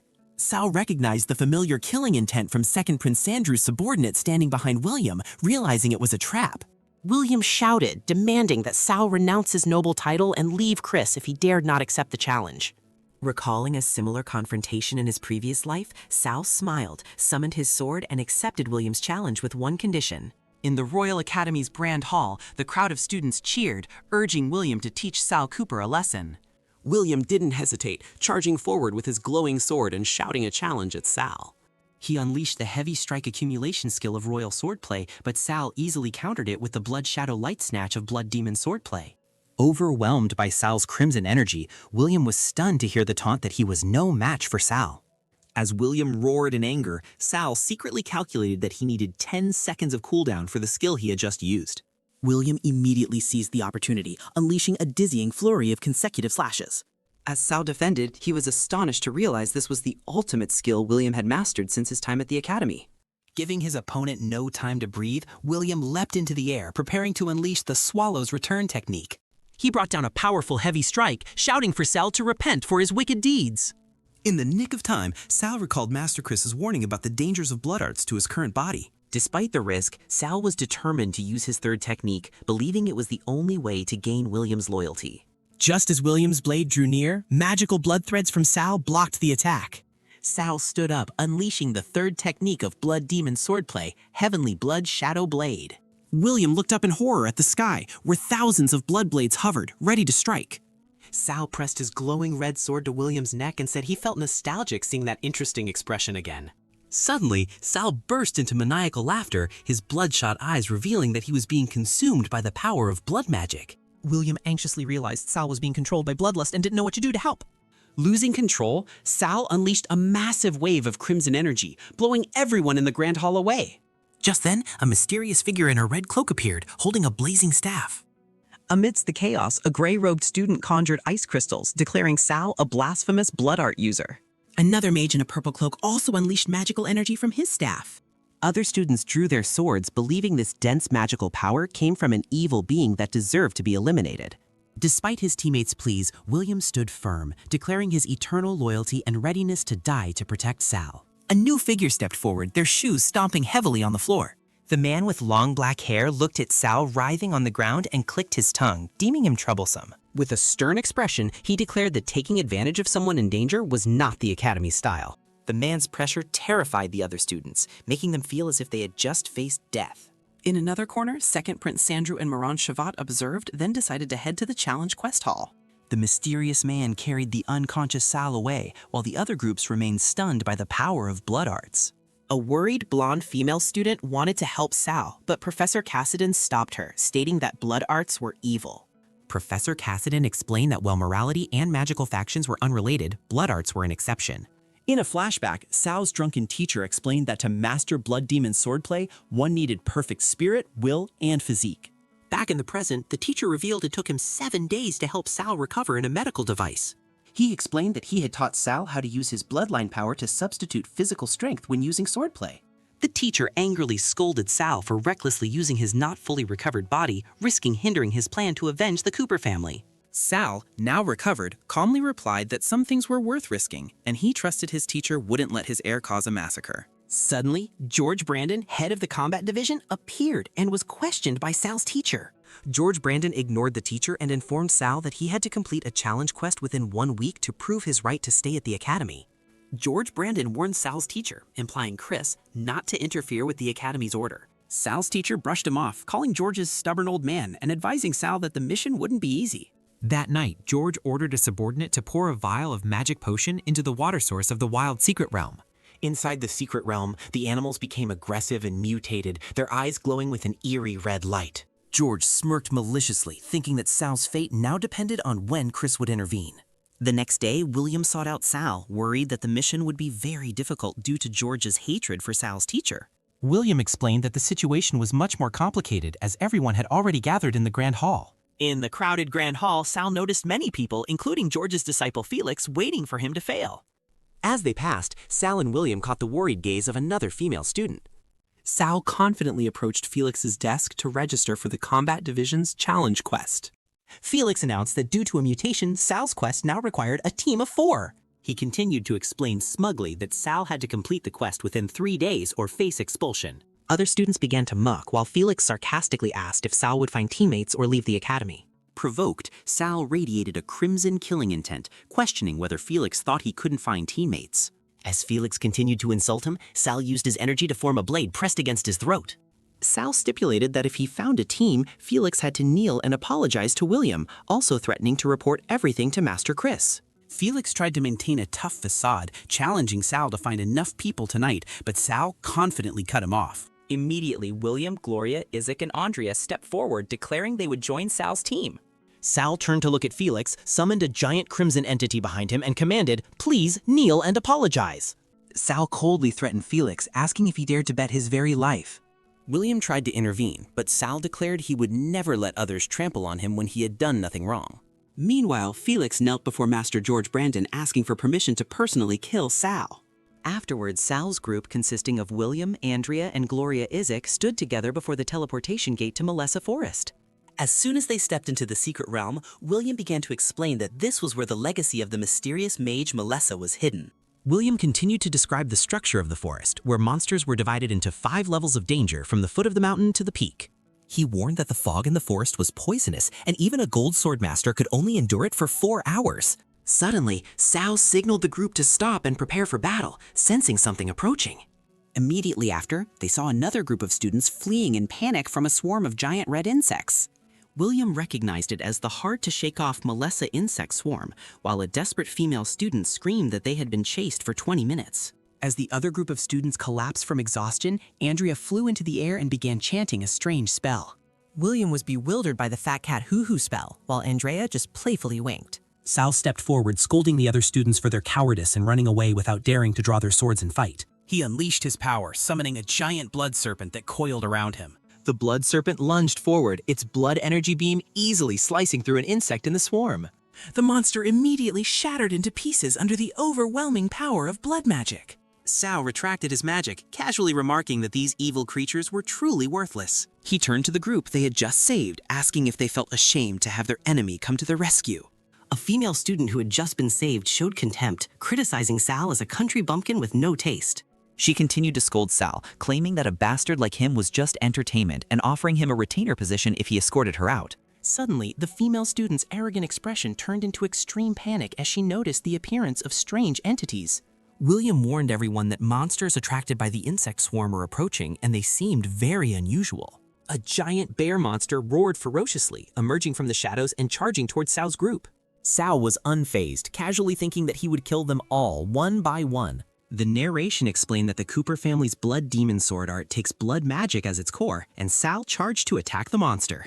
Because it uses magic instead of physical strength, the techniques of the Blood Demon sword art are very unpredictable and difficult to defend against. The bear monster shot spines from its back, but Sal retaliated with Blood Shadow Light Snatch, for blood magic users only need to kill to grow stronger. One of Sal's blood magic blades pierced through the monster's head, and he began to control and use its blood. Sal stood amidst a vortex of blood, absorbing and evolving the enemy's blood, which was the core of blood magic. As other wolf monsters appeared, Andrea anxiously called Sal's name, while the narration explained that blood sword monsters do not have physical weaknesses like blood mages. Enveloped in blood magic, Sal grew even stronger under the family's secret techniques. However, the malice of the deceased remaining in the blood would condense into an eternal blood demon phantom inside the user's body. Andrea anxiously asked Sal after he suppressed the curse, which could only be subdued by an indomitable will. Sal reassured her, wondering why he couldn't defeat these magical creatures when his power had been adjusted by Master Chris. Suddenly, Sal collapsed and cried out in pain as dark energy in his body suddenly surged. He screamed in agony as a massive, uncontrolled surge of blood demon energy violently erupted from his body. Andrea erected a star wall to protect the students from the blood-colored attacks. Gloria Isaac wondered if this situation was similar to the Dragon's Lair, but Andrea sensed a difference. A female student wearing glasses explained that those who practice blood magic would eventually go mad, just like the first and second generation heads of the Cooper family. Despite Sal's warning that she was courting death, Andrea still decided to use the spiritual resonance technique. Andrea's eyes glowed red as she successfully entered Sal's inner world. Inside Sal's spiritual world, Andrea confronted the sword demon and questioned what it had done to him. The sword demon revealed that the first ancestor of the Cooper family had created it and was then killed by it. It made an offer, asking Andrea to let it plant a blood demon seed in her heart in exchange for a way to save Sal. Andrea resolutely refused, declaring that she was here to save Sal. With unwavering determination, Andrea swore that she would definitely save Sal. Back in reality, Andrea placed her hand on Sal and cast Starlight Purification Technique. The female student wearing glasses was astonished to realize it was a 7-ring starlight magic, scoffing at Andrea for being a commoner who only knew how to train. She screamed, demanding Gloria's help or to get out of the way and hide. A stream of dark energy was drawn out of Sal's body under the effect of the purification magic. The sword demon's soul emerged from that energy stream, mocking Sal for being saved by a girl. Sal angrily roared, "Get lost!" secretly thinking that if it weren't for his promise to that girl, he wouldn't have bothered to appear. The sword demon spirit said it would only teach Sal once. It warned Sal to distinguish the bloodline and identify the power it controlled, otherwise he would be devoured by it. Inside the secret realm, a giant red crystal core radiated dark energy. A mysterious red spirit appeared, mocking Sal and Andrea, then said they would meet again soon. Sal coldly retorted that next time they met, that person would surely regret it. Immediately after, he cast blood magic, unleashing a fiery sword strike that swept away the swarm of wolf monsters. Elsewhere, the red crystal core was draining the life force of an unfortunate student. Suddenly, a pillar of holy light descended, making William rejoice, believing that a half-saint level powerhouse had come to rescue them. From within the pillar of light, a man in armor with a cross-shaped scar over his eye appeared. He scorned the foolish bat monsters as he easily annihilated them. This man was named Oliver, a half-saint level instructor, plotting to gain favor with the prince. Oliver took out a magic item, confident that he could use it to find and kill the blood magic user. Meanwhile, Sal was pondering the nature of the title semi-saint. Oliver observed Sal's group from afar and realized that the presence of other students would complicate his plan. The rescued students cheered upon recognizing Professor Oliver, believing they were safe.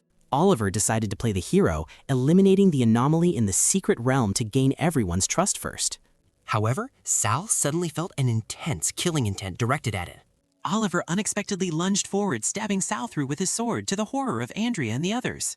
He smugly thought Sal should feel honored to be killed by a holy sword-level technique, while Sal realized that semi-saints were golden sword masters, capable of unleashing higher-level attacks.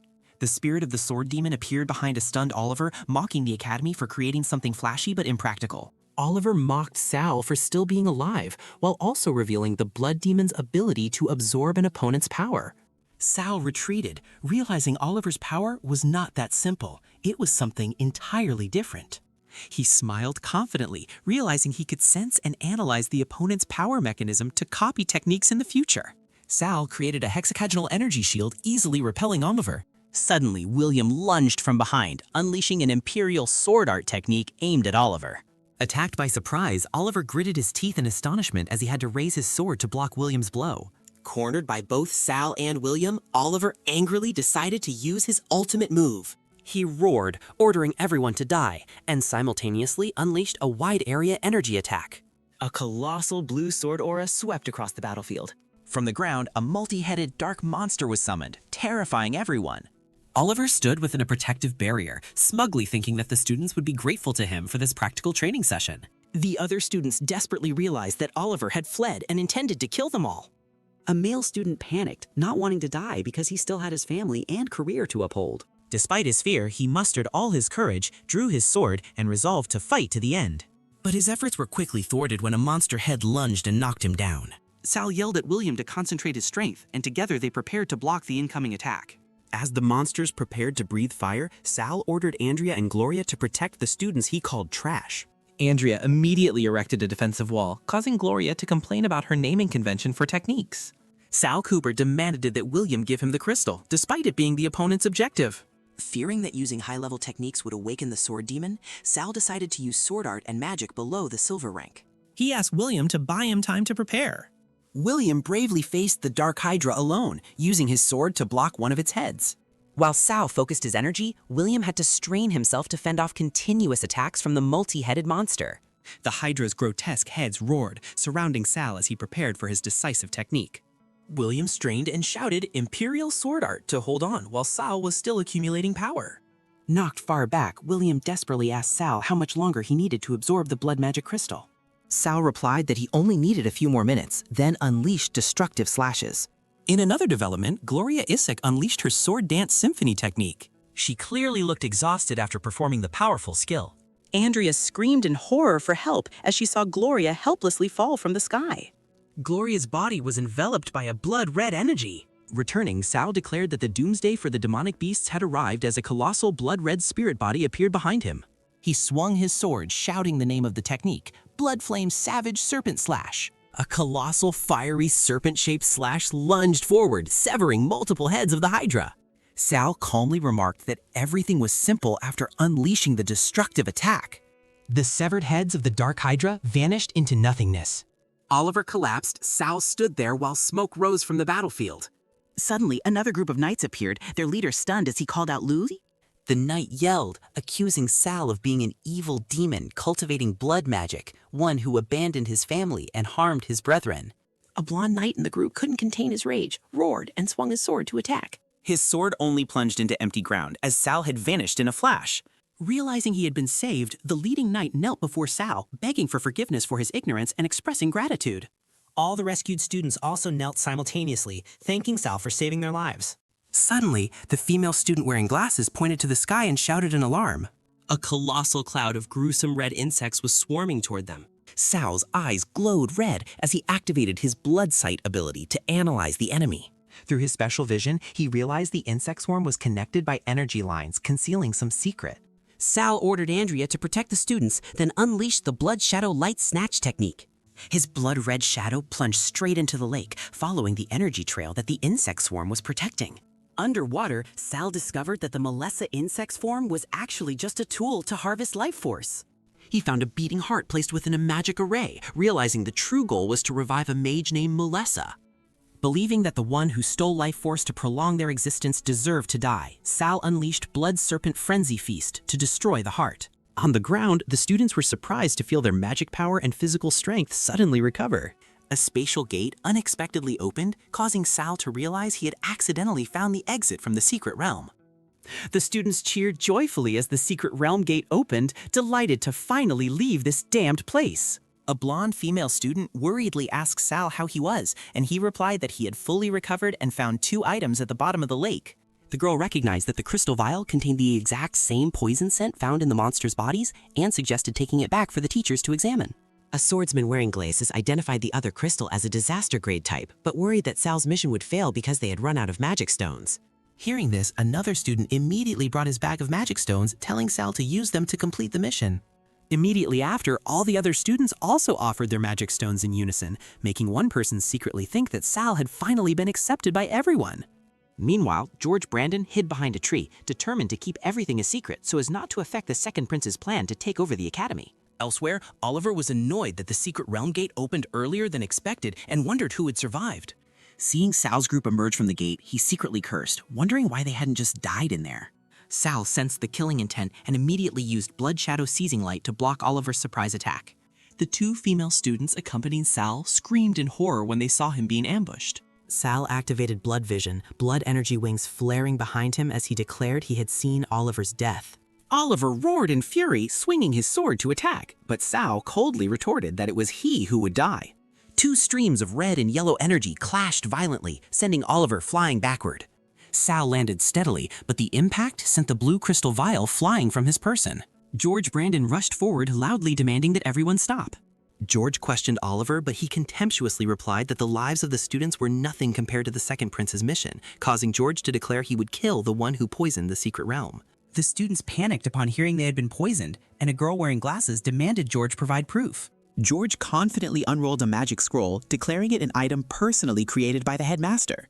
He explained that the scroll could identify the scent of poison and would immediately find the culprit, before a beam of light shot from it directly towards the crystal vial. The rescued students began to suspect Sal, arguing about his motives. George Brandon gloated, secretly thinking about how easily he could manipulate the students. George confronted Sal, but Sal calmly exposed his intentions. Enraged by Sal's defiance, George clenched his fist. George lunged forward and grabbed Sal's collar, astonished by his speed, while Sal realized he was completely suppressed. George invoked the Academy rules as an excuse to act, his fist gathering magical energy. He summoned a great sword made of purple energy, preparing to finish Sal off. Just then, a spatial gate opened and the headmaster and Chris appeared, stopping George. George presented the vial of poison, and the headmaster used his advanced appraisal technique to confirm it was a royal poison. However, the headmaster declared the evidence insufficient and decided to detain both of them for further investigation. Magical chains bound Sal and Oliver tightly, while the headmaster secretly thought this was a way to protect Sal. Chris interrupted the headmaster, deciding to leave quickly to resolve the matter discreetly. The remaining students began to argue fiercely, splitting into two factions, one defending Sal and the other accusing him. The scene shifted to the Academy's dark dungeon. In the cell, Chris treated Sal and revealed the mastermind was the second Prince Sandrew, causing Sal to erupt in fury. Chris left, scolding Sal for his immaturity and secretly thinking about his foolishness for declaring his intention to kill the prince in front of him. Sal spoke to Oliver in the adjacent cell, but Oliver still displayed blind loyalty to the prince. Sal's eyes gleamed with determination as he listened to Oliver's words. He recalled the oaths of his loyal subordinates, then secretly cursed the royal family. Sal stood up, questioning Oliver about his loyalty, trying to awaken the one who had been betrayed by his master. Sal tried to persuade Oliver, promising to help him escape the second prince's control if he would reveal everything. But Oliver angrily brushed him off, calling Sal a traitor and reaffirming his loyalty, to which Sal coldly replied, "Just wait and see how your master treats you." That night, a cloaked subordinate of the prince arrived outside Oliver's cell bars.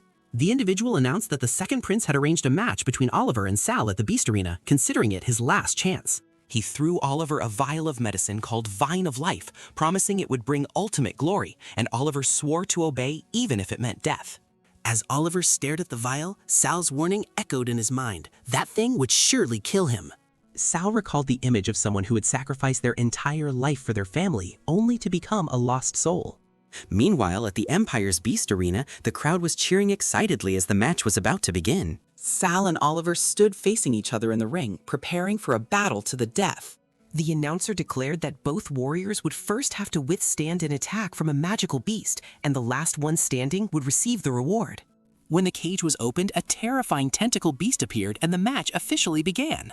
Oliver charged forward, confident that he had seen through Sal's blood demon sword art and could neutralize it. However, Sal easily blocked Oliver's attack with his blazing sword. He mocked Oliver, asking if he knew what the power of a 4-year-old child with rigorously trained S-rank sword talent was like. After repelling Oliver, Sal casually turned to face the charging magical beast. Sal unleashed a powerful silent slash, while Oliver still struggled to his feet, shouting that he could not be defeated. From above, the second Prince Sandrew looked displeased and ordered his subordinate to bring Grace. Oliver was horrified to realize his mother, Grace, was being held hostage, and fear for her fate consumed his mind. In despair, Oliver looked down at the vial of poison in his hand, tears streaming down his cheeks. Determined not to fail, he inverted the vial and drank it all. Oliver roared, his body transforming under the effect of the poison, emitting a surge of dark magic. Grabbed by the vine monster, he still frantically charged towards Sal, yelling, "For my mother, die!" Suddenly, Oliver held his sword to Sal and desperately pleaded, "Help me save my mother from the second prince, and in return, I will help you deal with these vines." Then Oliver turned to attack the monster, declaring that only his death could save his mother. Meanwhile, Sal seized the opportunity and charged straight towards the monster's core with his blazing sword. "I beg you," Oliver cried out a final plea. He unleashed his ultimate skill, Firestorm Dance Slash, to clear the way for Sal. Sal, with a decisive sword strike, yelled, "Die!" and cut through all the obstructing tentacles. A massive explosion engulfed the arena, signaling the monster's destruction. From above, second Prince Sandrew uttered contemptuous words, while Oliver's mother, Grace, screamed her son's name in horror. Grace desperately thought to herself, hoping her death could appease the prince's wrath. On the arena floor, Oliver knelt, hoping Sal would accept his death to atone and save his mother. From the monster's remnants, an underworld vine core appeared. The crystal core flew towards Oliver, who whispered his final words, making Sal understand why he served Sandrew. The core plunged straight into Oliver's heart, seemingly ending his life. "If you die, I won't save anyone," Sal roared, holding his sword to Oliver's neck as he lay on the ground. Sal's sword absorbed dark energy, activating a new skill, Blood Art, Body Regeneration.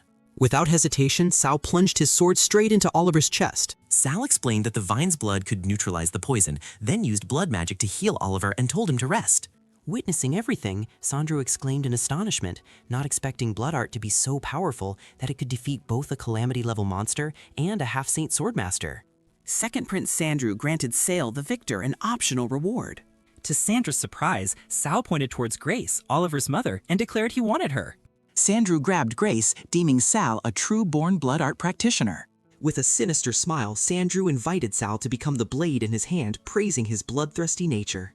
Sal coldly questioned the prince's ingratitude, as he had abandoned Oliver's family immediately after his death. Sandrew rose from his throne. He approached Sal, feigning sorrow for Oliver's death, but Sal bluntly asked about the consequences if he refused. Sandrew threatened to blame Sal for the incident in the secret realm and expel him if he didn't comply. An enraged royal guard charged to attack Sal for disrespecting the prince. Sal easily blocked the blade with just one hand, his blood magic power erupting. Suddenly, the door burst open and a loud shout signaled an assassination attempt. Chris led a group of royal guards storming into the room. At the same time, Oliver, fully recovered, embraced his mother in joy, causing Sandrew to curse in anger. The previous guard roared, charging to attack Oliver and calling him a cowardly traitor.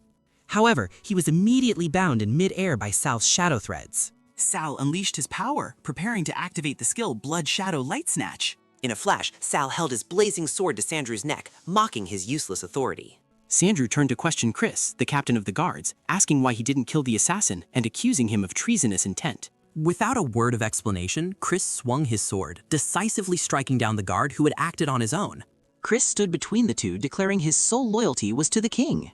Chris held 3 vials, declaring that as the captain of the royal guard, he had a duty to investigate their origin, and secretly felt lucky that Sal had saved his daughter.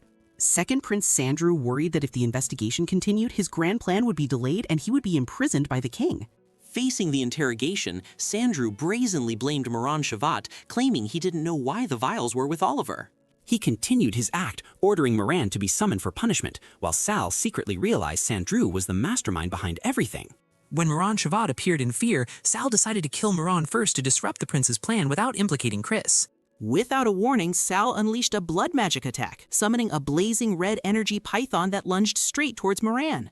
The sudden attack was blocked by a large shield, and an arrogant voice rang out, mocking the one who dared to strike in front of royalty. Alan Cooper appeared in noble attire, beginning to cite imperial laws to protect Moran.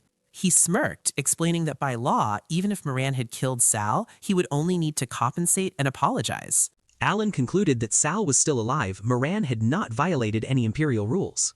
Patriarch Leon Cooper had to bow and apologize to Sandrew, while Alan called Sal the family's hunting dog that needed to be locked up. Then Alan turned to face Sandrew, uttering provocations, making Sal secretly think about dragging him back to his cage.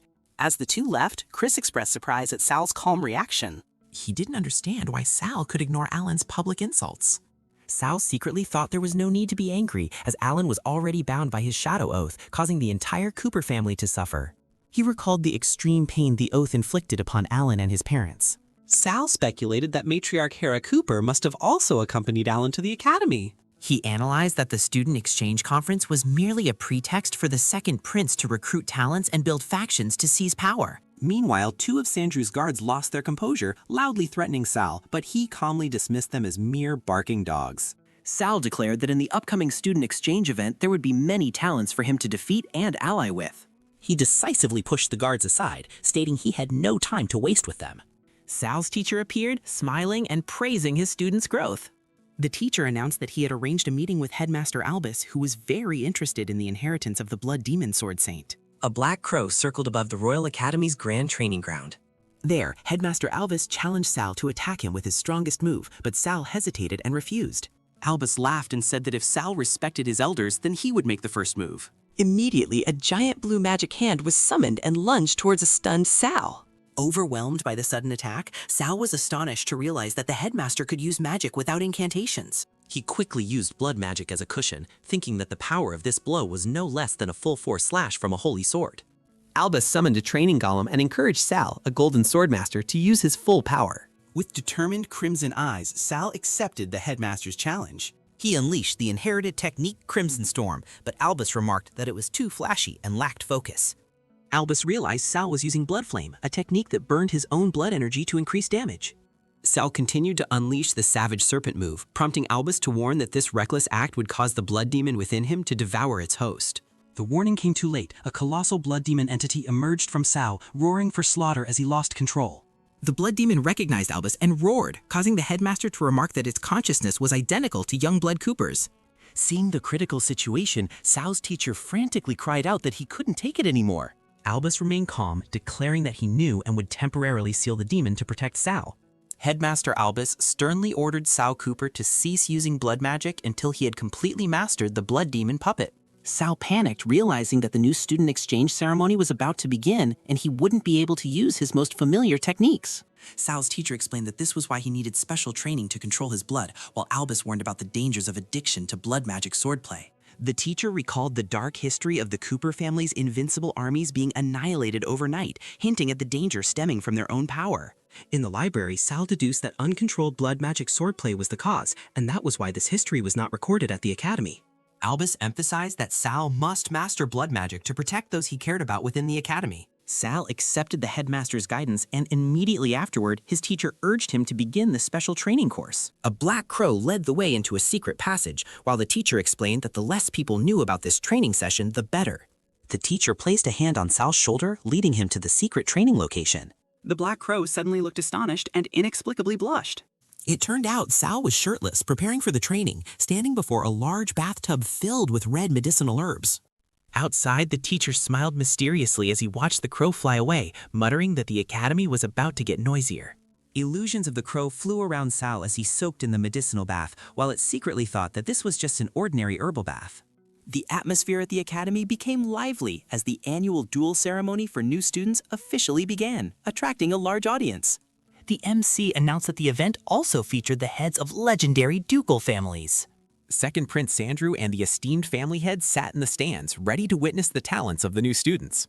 The MC announced an enticing reward. The winner would receive special guidance and a wish granted by the second prince himself. Sal recognized the prince's intention to recruit talent and was determined to win, as that wish would be a powerful tool to hasten the Cooper family's downfall. Finally, the MC explained the competition format. Contestants would go through qualifiers to select the 8 best individuals to advance to the one-on-one knockout rounds. The MC announced the rules for the qualifying round. The first 8 people to decapitate a Hydra beast would advance. The competition officially began, and the students simultaneously rushed into the arena.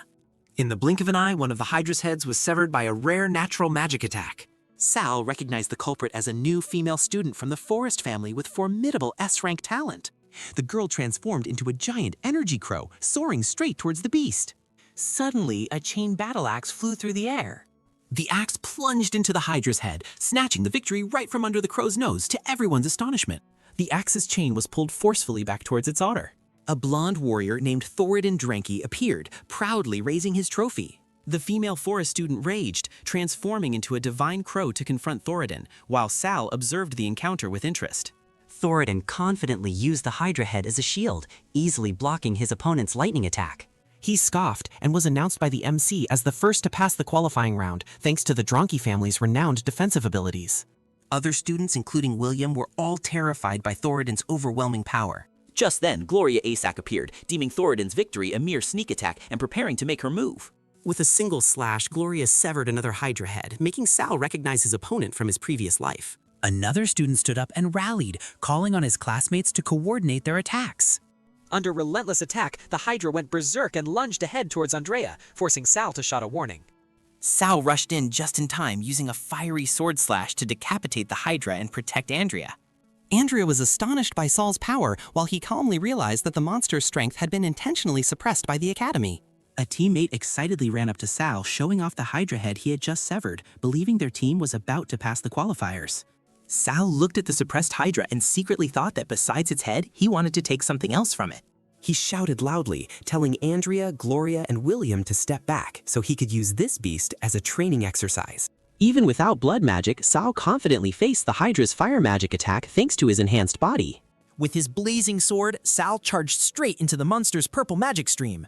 He skillfully redirected the attack, forcing the Hydra itself to bear the brunt of its own flames. As the Hydra's regenerative shield shattered, Sal prepared for his next attack. He soared into the air, knowing that when 8 heads were severed, the energy would converge on the central head for regeneration. This would leave the Hydra in an extremely weakened state. Sal decided to leave a blood magic resonance mark on the wound to prevent its regeneration. His blazing sword delivered a fatal blow to the Hydra's central head. But Alan suddenly appeared with dark energy tendrils, mocking Sal's naivete. He snatched the last Hydra head, declaring that Sal had failed to qualify. Alan arrogantly demanded Sal kneel and beg if he wanted credit for this feat. Sal merely smirked, asking in return if Alan cared about the lives of others. Immediately, Alan's dark energy tendrils tightly bound Andrea, William, and Gloria. Sal growled Alan's name, his eyes turning cold.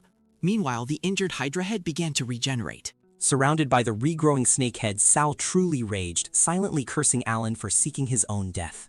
A powerful man sat on the throne, delighted to learn that the Hydra seal had been broken and anticipating a bloodbath. In the arena, Alan faced Sal, vowing to use his blood to wash away all past humiliations. Alan summoned a dark entity and ordered Lisa to attack. Sal stood firm before the Hydra, declaring that he had brought the fiercest dog from the Sana family. Lisa unleashed dark magic that drained life force, while the narration revealed that due to Alan's interference, the Hydra had completely broken free from its seal. Sal charged forward, swinging his blazing sword and striking one of the Hydra's heads. In response, the Hydra roared furiously, its head simultaneously firing destructive purple energy streams. Alan mocked Sal, claiming that destroying Lisa's energy tentacles could not stop her. Immediately, Lisa regenerated her body from the surging dark energy. Alan remarked with amusement as the Hydra's flames transformed into wolf-shaped shadow monsters. Surrounded by the Hydra and the newly created shadow monsters, Sal realized the situation had become more dangerous. Sal decided he had to quickly defeat Alan before the chance to attack the newly unleashed Hydra slipped away. The swarm of shadow monsters suddenly turned to attack Alan, causing Lisa to scream a warning. Sal coldly blocked the monsters, declaring that these weaklings could not stop him from killing Alan. Sal's attack was blocked by a damage transfer spell, redirecting the full force of the blow to Lisa. Seeing Lisa collapse, William anxiously ran over and asked Sal if he needed help. Sal ordered everyone to leave the arena and take the writhing Lisa with them. William carried the unconscious Lisa on his shoulder, while the announcer declared Gloria, Isaac, and Andrea had qualified. William tried to remove Lisa's snake from his shoulder and said that Sal had no intention of killing her, while at the same time the announcer declared the Nameless Knight and William himself had also qualified. William tried to reassure Lisa, telling her she shouldn't interfere in the feud between Sal and Alan. He gently told her that she didn't need to waste her life protecting scum like Alan. In a memory, a young William had promised Lisa that when they grew up, they would be strong enough to protect themselves. William looked at the unconscious Lisa and silently wished for a day when he could fight her fairly, while the announcer declared she ranked 7th and had qualified. In the arena, Alan furiously screamed as the Hydra turned on him and attacked wildly. Sal charged forward, challenging Alan, asking if he was ready to die now that there was no one left to take the blows for him. Alan scoffed, declaring Sal would become food for the Hydra and that he would be the last one to qualify. Sal responded with a blazing slash from his sword. After easily severing the Hydra's heads, Sal silently thanked Lisa for weakening the monster. He plunged his sword into the Hydra's body, declaring that Alan had helped him complete the ritual when the monster was at its weakest. Sal performed an ancient blood ritual, absorbing the Hydra's energy and gaining S-rank regeneration ability. He explained that this ritual allowed humans to synchronize with demonic beasts, gaining control and their innate abilities. Suddenly, Alan watched in horror as his arm was severed. Sal scoffed that this time Alan wouldn't be able to regenerate as he had acquired the Hydra's A-rank corrosion ability. He coldly asked Alan, as the master of the Shadow Oath, if he had ever truly experienced the feeling of being a shadow. Alan frantically realized Sal's intention but remained confident that all damage would be transferred to other shadows. Sal exposed Alan's ignorance, explaining that he could now injure himself without pain and all that pain would be transferred to Alan. Bound by red energy chains, Alan screamed in extreme agony, begging Sal to kill him. Sal refused, declaring he would let Alan live an empty and painful life, always fearing the next torment, just as he himself had in his previous life. The announcer declared Sal Cooper ranked 8th and qualified for the knockout round. From a distance, Thoradin Drank was astonished by Sal's power, realizing it was the Hydra's main head, which no one had ever defeated. Thoradin was confident in the Dranke family's extraordinary defensive capabilities and secret dragon taming arts. Sal felt his opponent's gaze and silently thought he also looked forward to facing him. The bracket was announced and Sal realized he had to fight Thoradin in the very first round, understanding that the second prince was targeting him. Despite the arranged plot, Sal smiled confidently, declaring he would achieve an absolute victory. The match began and Thoradin unleashed a powerful axe attack, forcing Sal to admit he couldn't block it head-on. Sal used his superior speed to dodge Thoradin's continuous axe strikes. Dodged by his opponent, Thoradin angrily mocked Sal as a coward who dared not confront him. Sal retorted with a provocation, sarcastically remarking that the Drank family only knew how to use weapons and dared not fight hand-to-hand. His pride wounded, Thoradin roared in fury, his entire body erupting with energy. Sal continued to taunt while dodging and landed a punch to Thoradin's stomach. Thoradin realized his opponent's ploy as a corrosive energy spread from the wound on his hand. He quickly recalled his axes. Thoradin's entire body was enveloped by an intense purple aura, ready for an all-out attack. Sal noticed that his corrosive attacks and sharp spikes were ineffective against Thoradin's defenses. Thoradin roared that he would make Sal pay, while Sal summoned energy blades to meet the challenge. As Thoradin's axes drew near, Sal calmly activated blood magic, commanding resonance. Thoradin's attack abruptly halted, and Sal explained that he had been tricked into allowing him to establish a blood link. Sal unleashed a blood magic attack, ordering his opponent to obey and be eliminated. Under Sal's control, Thoradin Drink's body bent in a strange manner. From the stands, Thoradin's father screamed in horror upon seeing his son in danger. Suddenly, a magic circle appeared, summoning a B-rank subdragon named Fesha. The dragon bit Thoradin's shoulder, completing the ritual of power linkage between rider and mount. Now, Thoradin rode on the dragon's back, mocking Sal for forcing him to use his trump card. Sal's teacher protested that summoning a magic beast was cheating, but another supervisor dismissed it, saying that dragon knights were an exception. Thoradin challenged Sal to dodge as Fesha unleashed a massive stream of blue energy. Surrounded by flames, Sal realized he needed to find a way to approach his opponent if he didn't want the match to drag on. Thoradin roared, accumulating lightning energy into his twin axes, preparing to unleash the strongest tactic of a dragon knight. On the throne, the prince smiled in approval, and Thoradin's father proudly thanked him for the compliment. Sal calmly analyzed his opponent's strength as a giant lightning bolt struck the arena. Thoradin laughed maliciously, declaring that dying under this attack was Sal's greatest honor. "Don't celebrate too soon," Sal said, then summoned his magic dragon, which was now enormous and easily blocked the lightning bolt with an ice wall. Thoradin and his father were stunned, realizing it was a legendary magic dragon, a species thought to be extinct. Sal secretly thought how lucky it was that his magic dragon had evolved to the point where it could absorb elemental power infinitely. "Go, show me your new power," Sal commanded, and his dragon completely overwhelmed Fesha's attack. The dark energy from Sal's magic dragon enveloped Fesha, completely neutralizing its power. Sal stood there, surrounded by the absorbed energy, looking at the fallen Thoradin and sarcastically declared his opponent the winner. Sal stood amidst the chaotic energy, declaring that there could only be one winner. Together with his magic dragon, he asked the referee to announce the match results. Amidst the cheers of the crowd, Sal felt the glory under the sun for the first time, a feeling a shadow like him had never experienced. Suddenly, Thoradin's father appeared, angrily shouting, calling Sal the one who stole the Drank family's treasure. On the arena floor, Thoradin lay slumped, his two axes flung far away. With fiery eyes, the man demanded Sal return his magic dragon. Sal's pitch-black clawed hand gently caught the coin that was thrown. Sitting on a shrunken dragon, Sal coldly asked back, "Your magic dragon?" He and his dragon exuded terrifying pressure, declaring they would show the mediocre what despair felt like. Sal recalled the tournament bracket, realizing that facing Thoradin in the very first round was the second Prince Sandrew's scheme. Nevertheless, he smiled confidently, seeing this as the perfect opportunity for an absolute victory. The match began. Thoradin unleashed a powerful axe chop, forcing Sal to admit he couldn't block it head-on. Sal swiftly dodged Thoradin's series of continuous slashes. Mocked by his opponent for only dodging like an eel, Sal remained calm. He retorted with a provocation, criticizing the Trank family warrior for only knowing how to use brute strength. Thoradin roared in anger at the insult, his entire body flaring with energy. Taking advantage of an opening, Sal lunged forward and punched Thoradin in the stomach, mocking his strength. Thoradin realized he had been tricked into anger to create an opening, but it was too late. An invisible blood art stripped him of his weapons, causing his battle axes to slip from his hands.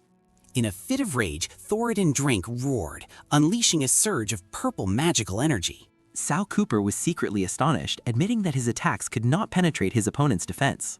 Thoradin arrogantly charged forward, yelling that he would make Sal pay, but Sal calmly accepted the challenge. Just as Thoradin yelled, "Die!" Sal smiled and activated the blood art resonance to stop the attack. Thoradin was horrified to realize his body was completely controlled, unable to move. Sal explained that there were no dirty tricks in battle, and he had exploited Thoradin's anger to establish a blood link. He ordered his opponent to be obediently eliminated while also using blood art to strip him of his axes. Losing his weapons and balance, Thoradin fell backward, completely disadvantaged. In despair, Thoradin yelled out his companion's name, Thor! An A-rank subdragon named Fesha immediately appeared in the arena, making Sal realize its power. Fesha unleashed a stream of icy energy, shattering the blood art that was binding its master. The scene shifted to a flashback of Lisa's past, when the Sana family was forced to serve the Cooper family. The Sana family's dark magic was revealed to originate from human despair, causing them to lose their humanity. Only souls that survived extreme pain were chosen to become killing machines. Back in the present, Lisa was reprimanded by a mysterious woman for forgetting the family's teachings. The woman declared that a servant must always be ready to sacrifice everything for their master. As punishment, she cruelly stabbed her energy sword into Lisa's shoulder, saying that an arm that couldn't protect its master was useless. Lisa was in pain, her heart filled only with regret for failing in her mission to protect young Master Alan. Completely submissive, Lisa collapsed to the ground and begged her master to punish her. A mysterious woman swung her dark energy sword. Sal Cooper angrily stepped forward to shield Andrea, declaring that the woman was not allowed to touch anyone from the academy. The woman sneered, surprised that Sal was foolish enough to come to her. The skull-shaped ring on the woman's hand flashed with green magical light. In a memory, Lisa was forced by that woman to wear a dark magic collar, cursed to live a life worse than death. Sal revealed that Alan had now become his shadow, driving the woman into a furious rage. He warned that Alan would bear all the pain he had suffered. As Sal knelt beside Lisa, the woman questioned his actions. She grabbed Lisa's hair, asserting that she would never escape the Sana family's control, while Lisa could only beg for punishment. Sal's rage summoned the blood demon, but Andrea intervened in time, reminding him not to act rashly. Andrea decided to use her magic to awaken the warm memories within Lisa, believing it could break the curse. Sal tried to call Lisa's name, reminding her of the upcoming elimination match and the chance to stay at the academy. A warm image of a young William appeared in Lisa's mind. Lisa's eyes regained a flicker of awareness as she whispered the word match. Painful memories flooded back of Lisa once trying to remove the collar in vain. The cruel owner punished that attempt, vowing to inflict extreme pain upon her soul. Amidst the pain, Lisa's will to survive surged, and she screamed that she couldn't die here. Lisa's dark power erupted, throwing her owner far away. With an unfulfilled promise, Lisa was determined that she couldn't fall here. Lisa's will was firm. She refused to die here. Suddenly, William appeared and embraced Lisa, overjoyed that she was safe. Knocked down, Lisa's owner furiously screamed that she was still the private property of the Sona family. Principal Albus intervened, declaring Lisa a tournament participant, not anyone's property. The Cooper woman sneered, threatening that the Academy's protection would end after the ceremony. Albus retorted by offering to take Lisa as his student, challenging the Sana family to offend him just for someone who had married into the Cooper family. Intimidated, the woman angrily left, while Albus explained that he did so at William's plea and entrusted Lisa to his care. Sal wondered why it was William and not Andrea who had better healing abilities. William gently signaled Sal to be quiet, letting Liza rest peacefully in his arms. Afterward, Sal went to thank Oliver for showing him the location of the secret basement where Lisa was imprisoned. Oliver announced that Andrea had won by default due to Lisa's withdrawal, and the tournament was still ongoing. In the other bracket, Gloria Isik had won against the Nameless Knight. Oliver hastily urged Sal to quickly get to his match, otherwise Prince Sandrew would declare him defeated immediately. In the arena, Moran Shavat began counting down, preparing to declare Sal defeated. Just as Moran counted to 2, a massive blue lightning bolt suddenly struck him.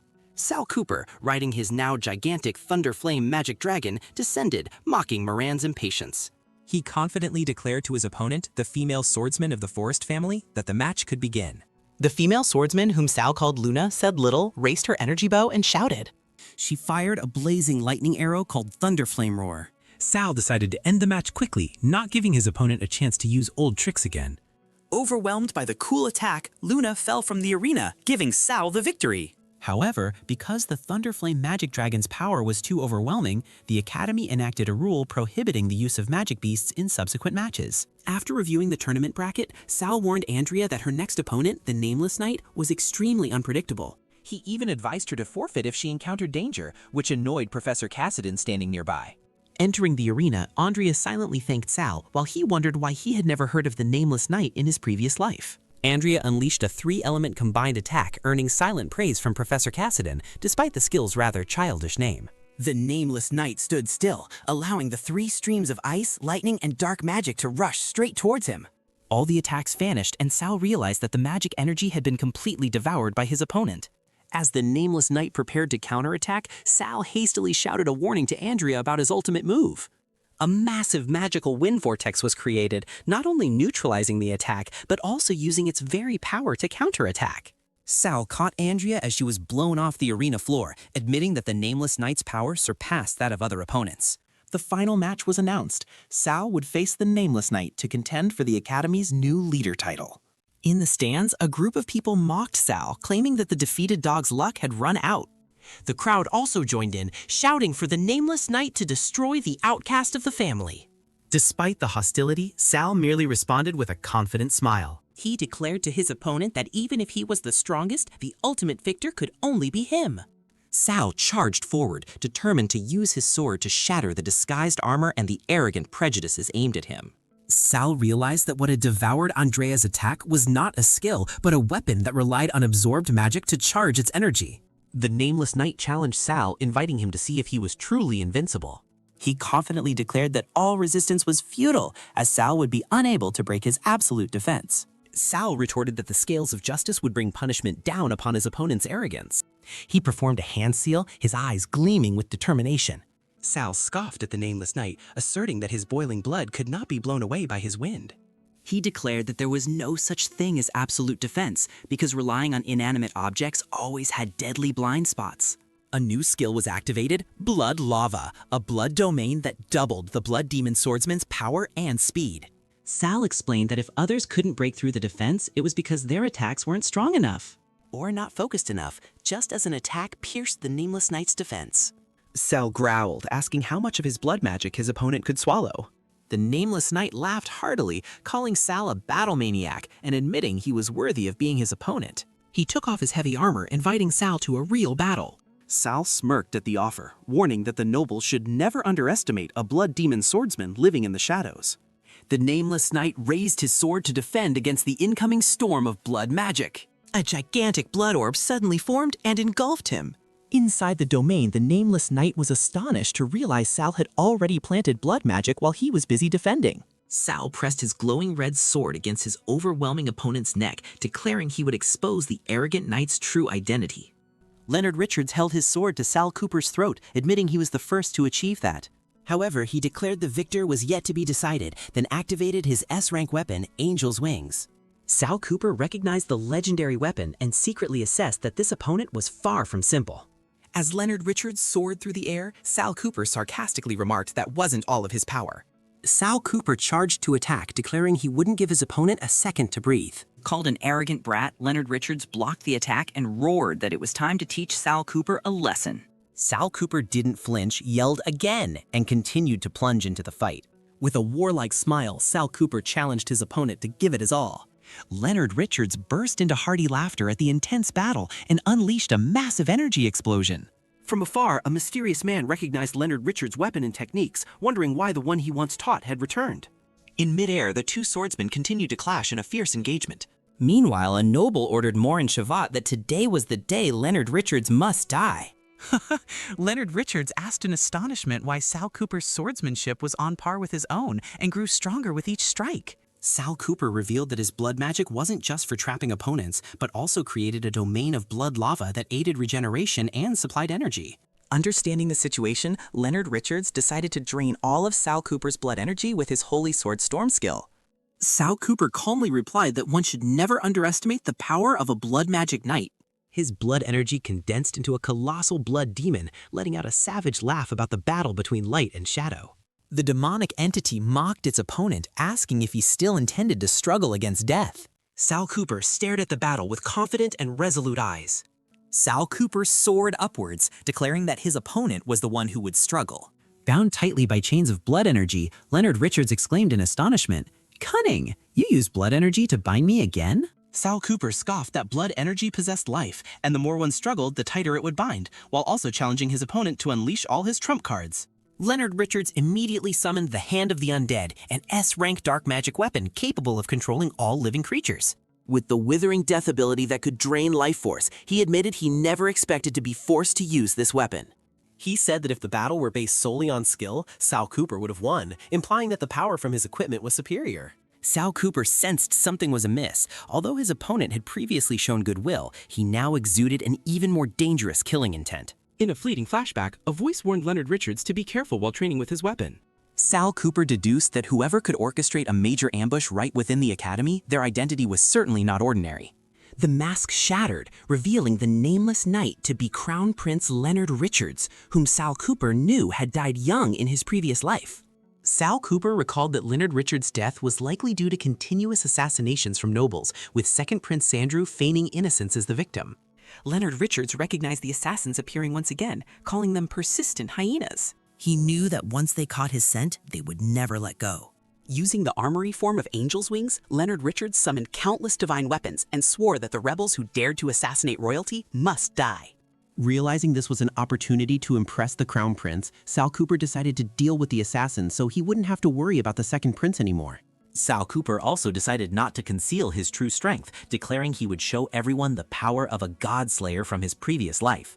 He roared, unleashing his full power in a sea of blood and furious energy. Both Sal Cooper and Leonard Richards charged at each other with sky-high killing intent, ready for a life-or-death battle. However, they both stood back to back, ready to face the assassins who had surrounded them from all sides. A mysterious assassin held the Eternal Star Staff, disdainfully looking at those who dared to confront him. Sal Cooper declared he would show them the power of the Thunder Flame Magic Dragon. He plunged into the encirclement, scoffing that the assassination was merely an unorganized farce. Meanwhile, the mysterious assassin summoned the Blood Moon Scythe, threatening those who dared to attack him. Suddenly, a sharp spear flew in from a blind spot. It pierced through the assassin's shoulder, leaving him no time to react. He only managed a painful groan. Sal Cooper appeared right behind Leonard Richards, warning him in time about the spear aimed at his chest. With a confident smile, Sal Cooper decided he would quickly clear the battlefield. An assassin was incinerated by blue soul fire. Amidst the arena littered with corpses, Sal Cooper and Leonard Richards stood facing each other, while a mysterious noble observed from a throne. The noble dripped blood onto an alchemical object, performing a sacrificial ritual and declaring that Leonard Richards must die. Sal Cooper and Leonard Richards stood firm amidst the rubble, ready for the next wave of attacks. Suddenly, colossal ice pillars erupted from the ground, attacking both of them. Leonard Richards collapsed, his weapon neutralized by poison, and Sal Cooper realized the mastermind understood the Crown Prince very well. Leonard Richards fell in despair, unable to exert any strength. Sal Cooper calmly watched, thinking that without him, the Crown Prince would have died as in his previous life, while his own body was immune to all poisons. The demonic dragon roared, unleashing thunder hellfire to sweep away all obstacles. But from underground, a colossal sandworm emerged, making Sal Cooper YOLO warning. Sal Cooper explained that the sandworm shell was immune to magic, while Crown Prince Leonard Richards was weakened by poison. Hearing this, Sal Cooper immediately summoned his Thunder Flame Magic Dragon. The dragon used its immense weight to pin down the monster's mouth, while Sal Cooper realized he had to attack it from the inside. On command, the demonic dragon cub unleashed a powerful stream of magical breath directly into the sandworm's throat, much to Sal's satisfaction. With seamless coordination, Sal and his massive dragon quickly subdued the monster. The sandworm's severed head fell right before the throne, causing second Prince Sandrew to furiously shout, accusing Sal of attacking a member of the royal family. Leonard, supported by Sal, immediately defended him and questioned his younger brother about the large-scale assassination attempt that had just occurred. Sandrew feigned concern, promising to conduct a thorough investigation to find the mastermind. Seated on the throne, Leonard declared that by law, anyone who saved a member of the royal family would be granted a noble title. Leonard bestowed upon Sal Cooper the title of Viscount and tasked him with assisting the second prince in investigating the assassination attempt. Sal stepped on the sandworm's corpse, inwardly suspecting a connection between it and Sandra's alchemy. After expressing his gratitude, Sal immediately demanded that the second prince fulfill his promise to the competition's winner. Sandrew reluctantly agreed, secretly regretting that his plan to use the reward to win over the victor had been ruined by Leonard. Sal requested to be granted the Silver Mist Swamp, the Cooper family's fief, as his territory. A noble in white armor, an accomplice in the assassination attempt, angrily called Sal a greedy vulture. Leonard supported Sal's request and pressured Sandrew, who was hesitant due to the fief's importance. To corner his brother, Leonard suggested that if the swamp was not granted, he would consider giving Sal the Ink Abyss mountainside on the outskirts of the capital. Sandrew was stunned, as that land contained an invaluable black gold mine that he had expended great effort to acquire. It was an extremely rare mineral with high magical properties, an indispensable material for high-grade magical artifacts. Second Prince Sandrew gazed thoughtfully at the broken black gold item, a luxury symbolizing the nobility status. Crown Prince Leonard reminded his brother, forcing him to choose one of the fiefs to grant to Sal. In the Cooper territory, a family representative announced the granting of the Silver Mist Swamp to Sal. However, an elder of the Cooper family angrily appeared, refusing to accept an outsider daring to snatch their prize. Sal recalled his previous life when, as the strongest shadow, he had been rewarded with this very swamp by the Cooper family. He remembered that a new mineral, mithril, had later been discovered there, causing the Cooper family to immediately reclaim the valuable land. The elder set a condition: Sal had to hold out for 15 minutes, otherwise the family would never hand over the swamp to a traitor. The elder unleashed a powerful sword technique carrying the weight of an entire mountain. To counter, Sal activated Blood Fire, an ultimate defensive technique that burned his own life force and energy. With fiery eyes, Sal swore that he would definitely succeed. This battle evoked the image of a young Leon Cooper who had also been determined to restore his family to glory. The elder mocked Sal, believing that this life-draining blood art could not stop him. He revealed that no blood demon sword saint could survive for more than 10 years without the first generation's treasure. Just then, Leonard smiled, holding the very treasure mentioned, the demon-binding scabbard, capable of suppressing the blood demon's backlash. When the 15 minutes concluded, Leonard declared Sal victorious and presented the scabbard as a gift of gratitude for saving his life. Sal bowed and accepted the precious gift from the Crown Prince. He boldly declared that within a month, a flag bearing his name would be planted on the Silver Mist Swamp. Returning to the academy, Andrea informed Sal that access to the capital was restricted and the advanced training rooms were constantly overcrowded. It turned out that the training rooms had been monopolized by members of the Noble Alliance, who were using the excuse of an investigation to bully other students. Upon arriving at the training room, Sal unceremoniously threw the bullying nobles out the door. The expelled individuals hastily fled, shouting threats that they would call people to kill him. Just then, two warriors named Kron and Quipey appeared, calling Sal a thrall and demanding to borrow Oliver's training room. Oliver ignored them, turning to praise Sal for outsmarting the second prince and granting him free use of the room. Sal and Oliver entered the room together, leaving Kron and Quipey waving goodbye outside. Inside, Sal unexpectedly asked Oliver to strike him, leaving Oliver completely bewildered. After Oliver made his move, Sal explained that his body was being corroded by the blood demon and the only way to escape its control was through a blood exchange. He planned to exploit the Hydra's extremely fast regeneration ability to continuously bleed and recover, thereby gradually eliminating the blood demon's influence. Oliver wondered why Sal had chosen him for such a dangerous task instead of relying on Chris. Sal thought to himself that without Chris's intimidation, the blood demon would have had the chance to completely take over his body long ago. Standing amidst his own pool of blood, Sal was well aware that he was risking his life and that Chris would certainly not approve of this insane behavior. To provoke the demon, Sal picked up the demon-binding scabbard and mocked the blood demon as a coward who dared not show itself. Provoked, the blood demon immediately materialized from Sal's blood, roaring that he was seeking his own demise. It swung a massive arm to attack, but Sal managed to block the blow with the scabbard. Sal realized that while the scabbard could suppress blood magic, it required immense strength from the user to resist. As a dark thorn pierced through his chest from within, Sal gritted his teeth, enduring the pain and telling himself to stay conscious. With unwavering resolve, he roared his determination to personally subdue the monster within him. Just as the internal battle reached its climax, the door was suddenly kicked open. A noble who had been expelled earlier returned with reinforcements, loudly declaring that he would take revenge and capture Sal to gain favor with the second prince. In a fit of rage, Sal welcomed the intruders and declared them bait for his blood.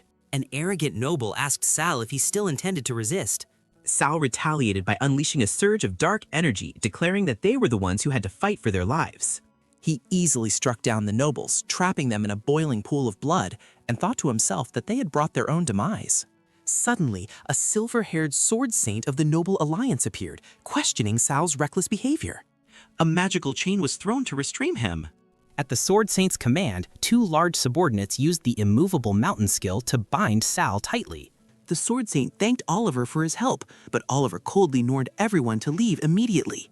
The white-haired noble leader ignored the warning, pointed his sword at Sal, and declared him a death row prisoner for breaking the rules of the nobility. At that moment, the pool of blood beneath their feet began to bubble ominously. Sal roared that he would decide his own fate, unleashing the power of the Hydra bloodline. Cornered by Sal, the noble leader fearfully threatened that he would become an enemy of the entire alliance. The silver-haired sword saint calmly crushed a magic gem.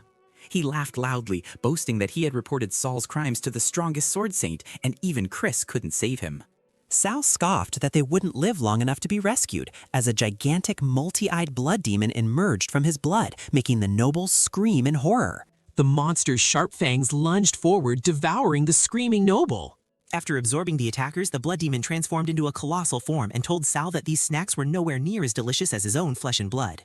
The blood demon roared, demanding to devour Sal, while he secretly thought that his plan to lure it out of his body had finally succeeded.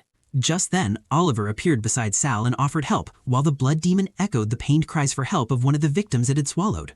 Oliver shouted, warning Sal not to act recklessly as it could harm the other students. Sal dodged the dark tentacles, telling himself that he couldn't let the students die on the academy grounds. He raised the demon-binding scabbard, determined to drain the blood demon's blood energy and seal it away. Sal's eyes gleamed with resolve as he focused on his plan. He realized the demon had dispersed his energy to drain the life force from the captured Noble Alliance students. The blood demon laughed savagely, mocking Sal that he was powerless to save them. One of Sal's attacks struck one of the blood demon's eyes. The demon boasted that it was unharmed, helping Sal realize that its eyes were its source of regeneration. Realizing this, Sal combined Hydra's rapid regeneration skill and unleashed Blood Shadow Slash. Countless illusory clones of Sal attacked simultaneously, making the blood demon roar in pain at his enhanced blood magic power. Despite being heavily wounded, the demon stubbornly declared that Sal was destined to become its tool. As its body began to disintegrate, it screamed a final curse, revealing the unconscious attackers within. Sal successfully sealed a portion of the blood demon's power into the scabbard, but wondered why not all of it. The remaining energy of the demon was sucked out of the training room through the crack in the door. The door burst open and Professor Cassidon and Andrea watched in horror as students lay scattered across the floor. Cassidon immediately turned and angrily questioned Sal about what had happened. Oliver stepped forward, loudly defending Sal and pointing out that the Noble Alliance were the ones who started the trouble. Cassidon declared that he would investigate thoroughly and then cast Holy Light Healing to restore the students. Sal worried about the blood demon's warning, unsure of its meaning. Suddenly, Andrea began to sway and then collapsed. Sal screamed her name in horror as she fell unconscious to the ground. He rushed to catch Andrea, trying to use Holy Light Healing to wake her. But a demonic voice echoed from Andrea, asking Sal if he regretted it. Sal was stunned to realize that the blood demon was behind this. The entity gleefully revealed that it had planted a blood demon seed in Andrea beforehand. With a third eye opening on its forehead, the blood demon declared that Andrea's body now belonged to it. Painful memories flooded back, Sal recalling the scene in his previous life when he had to sacrifice his people to the blood demon. He remembered his most loyal subordinate willingly letting the blood demon drain his life force. Back in reality, Sal looked at Andrea, tormented by the thought that everyone who followed him was destined to die in pain. The blood demon, through Andrea, continued to mock that this tragedy was Sal's own doing. Drowning in despair, Sal wondered if he had been reborn only to fail again. Professor Cassidon suddenly appeared, stopping Sal and confronting the possessed Andrea. He used ice storm magic to create an icy prison, confining Andrea and ordering Oliver to evacuate everyone.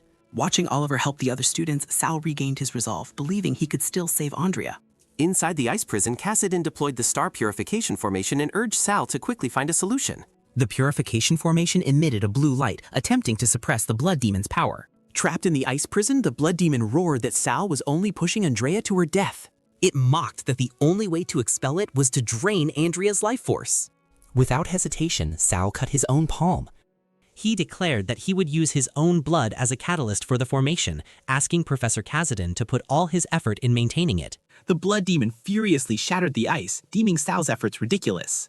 It threatened to devour them both, while Sal noticed its power was still enough to break the formation. Sal merely replied that it was just a desperate struggle. He forcefully plunged the demon-binding scabbard into the ground. The sealing energy from the scabbard suddenly increased its pressure, astonishing the blood demon with its true function. The dark entity was violently expelled as Andrea vomited a mouthful of black blood.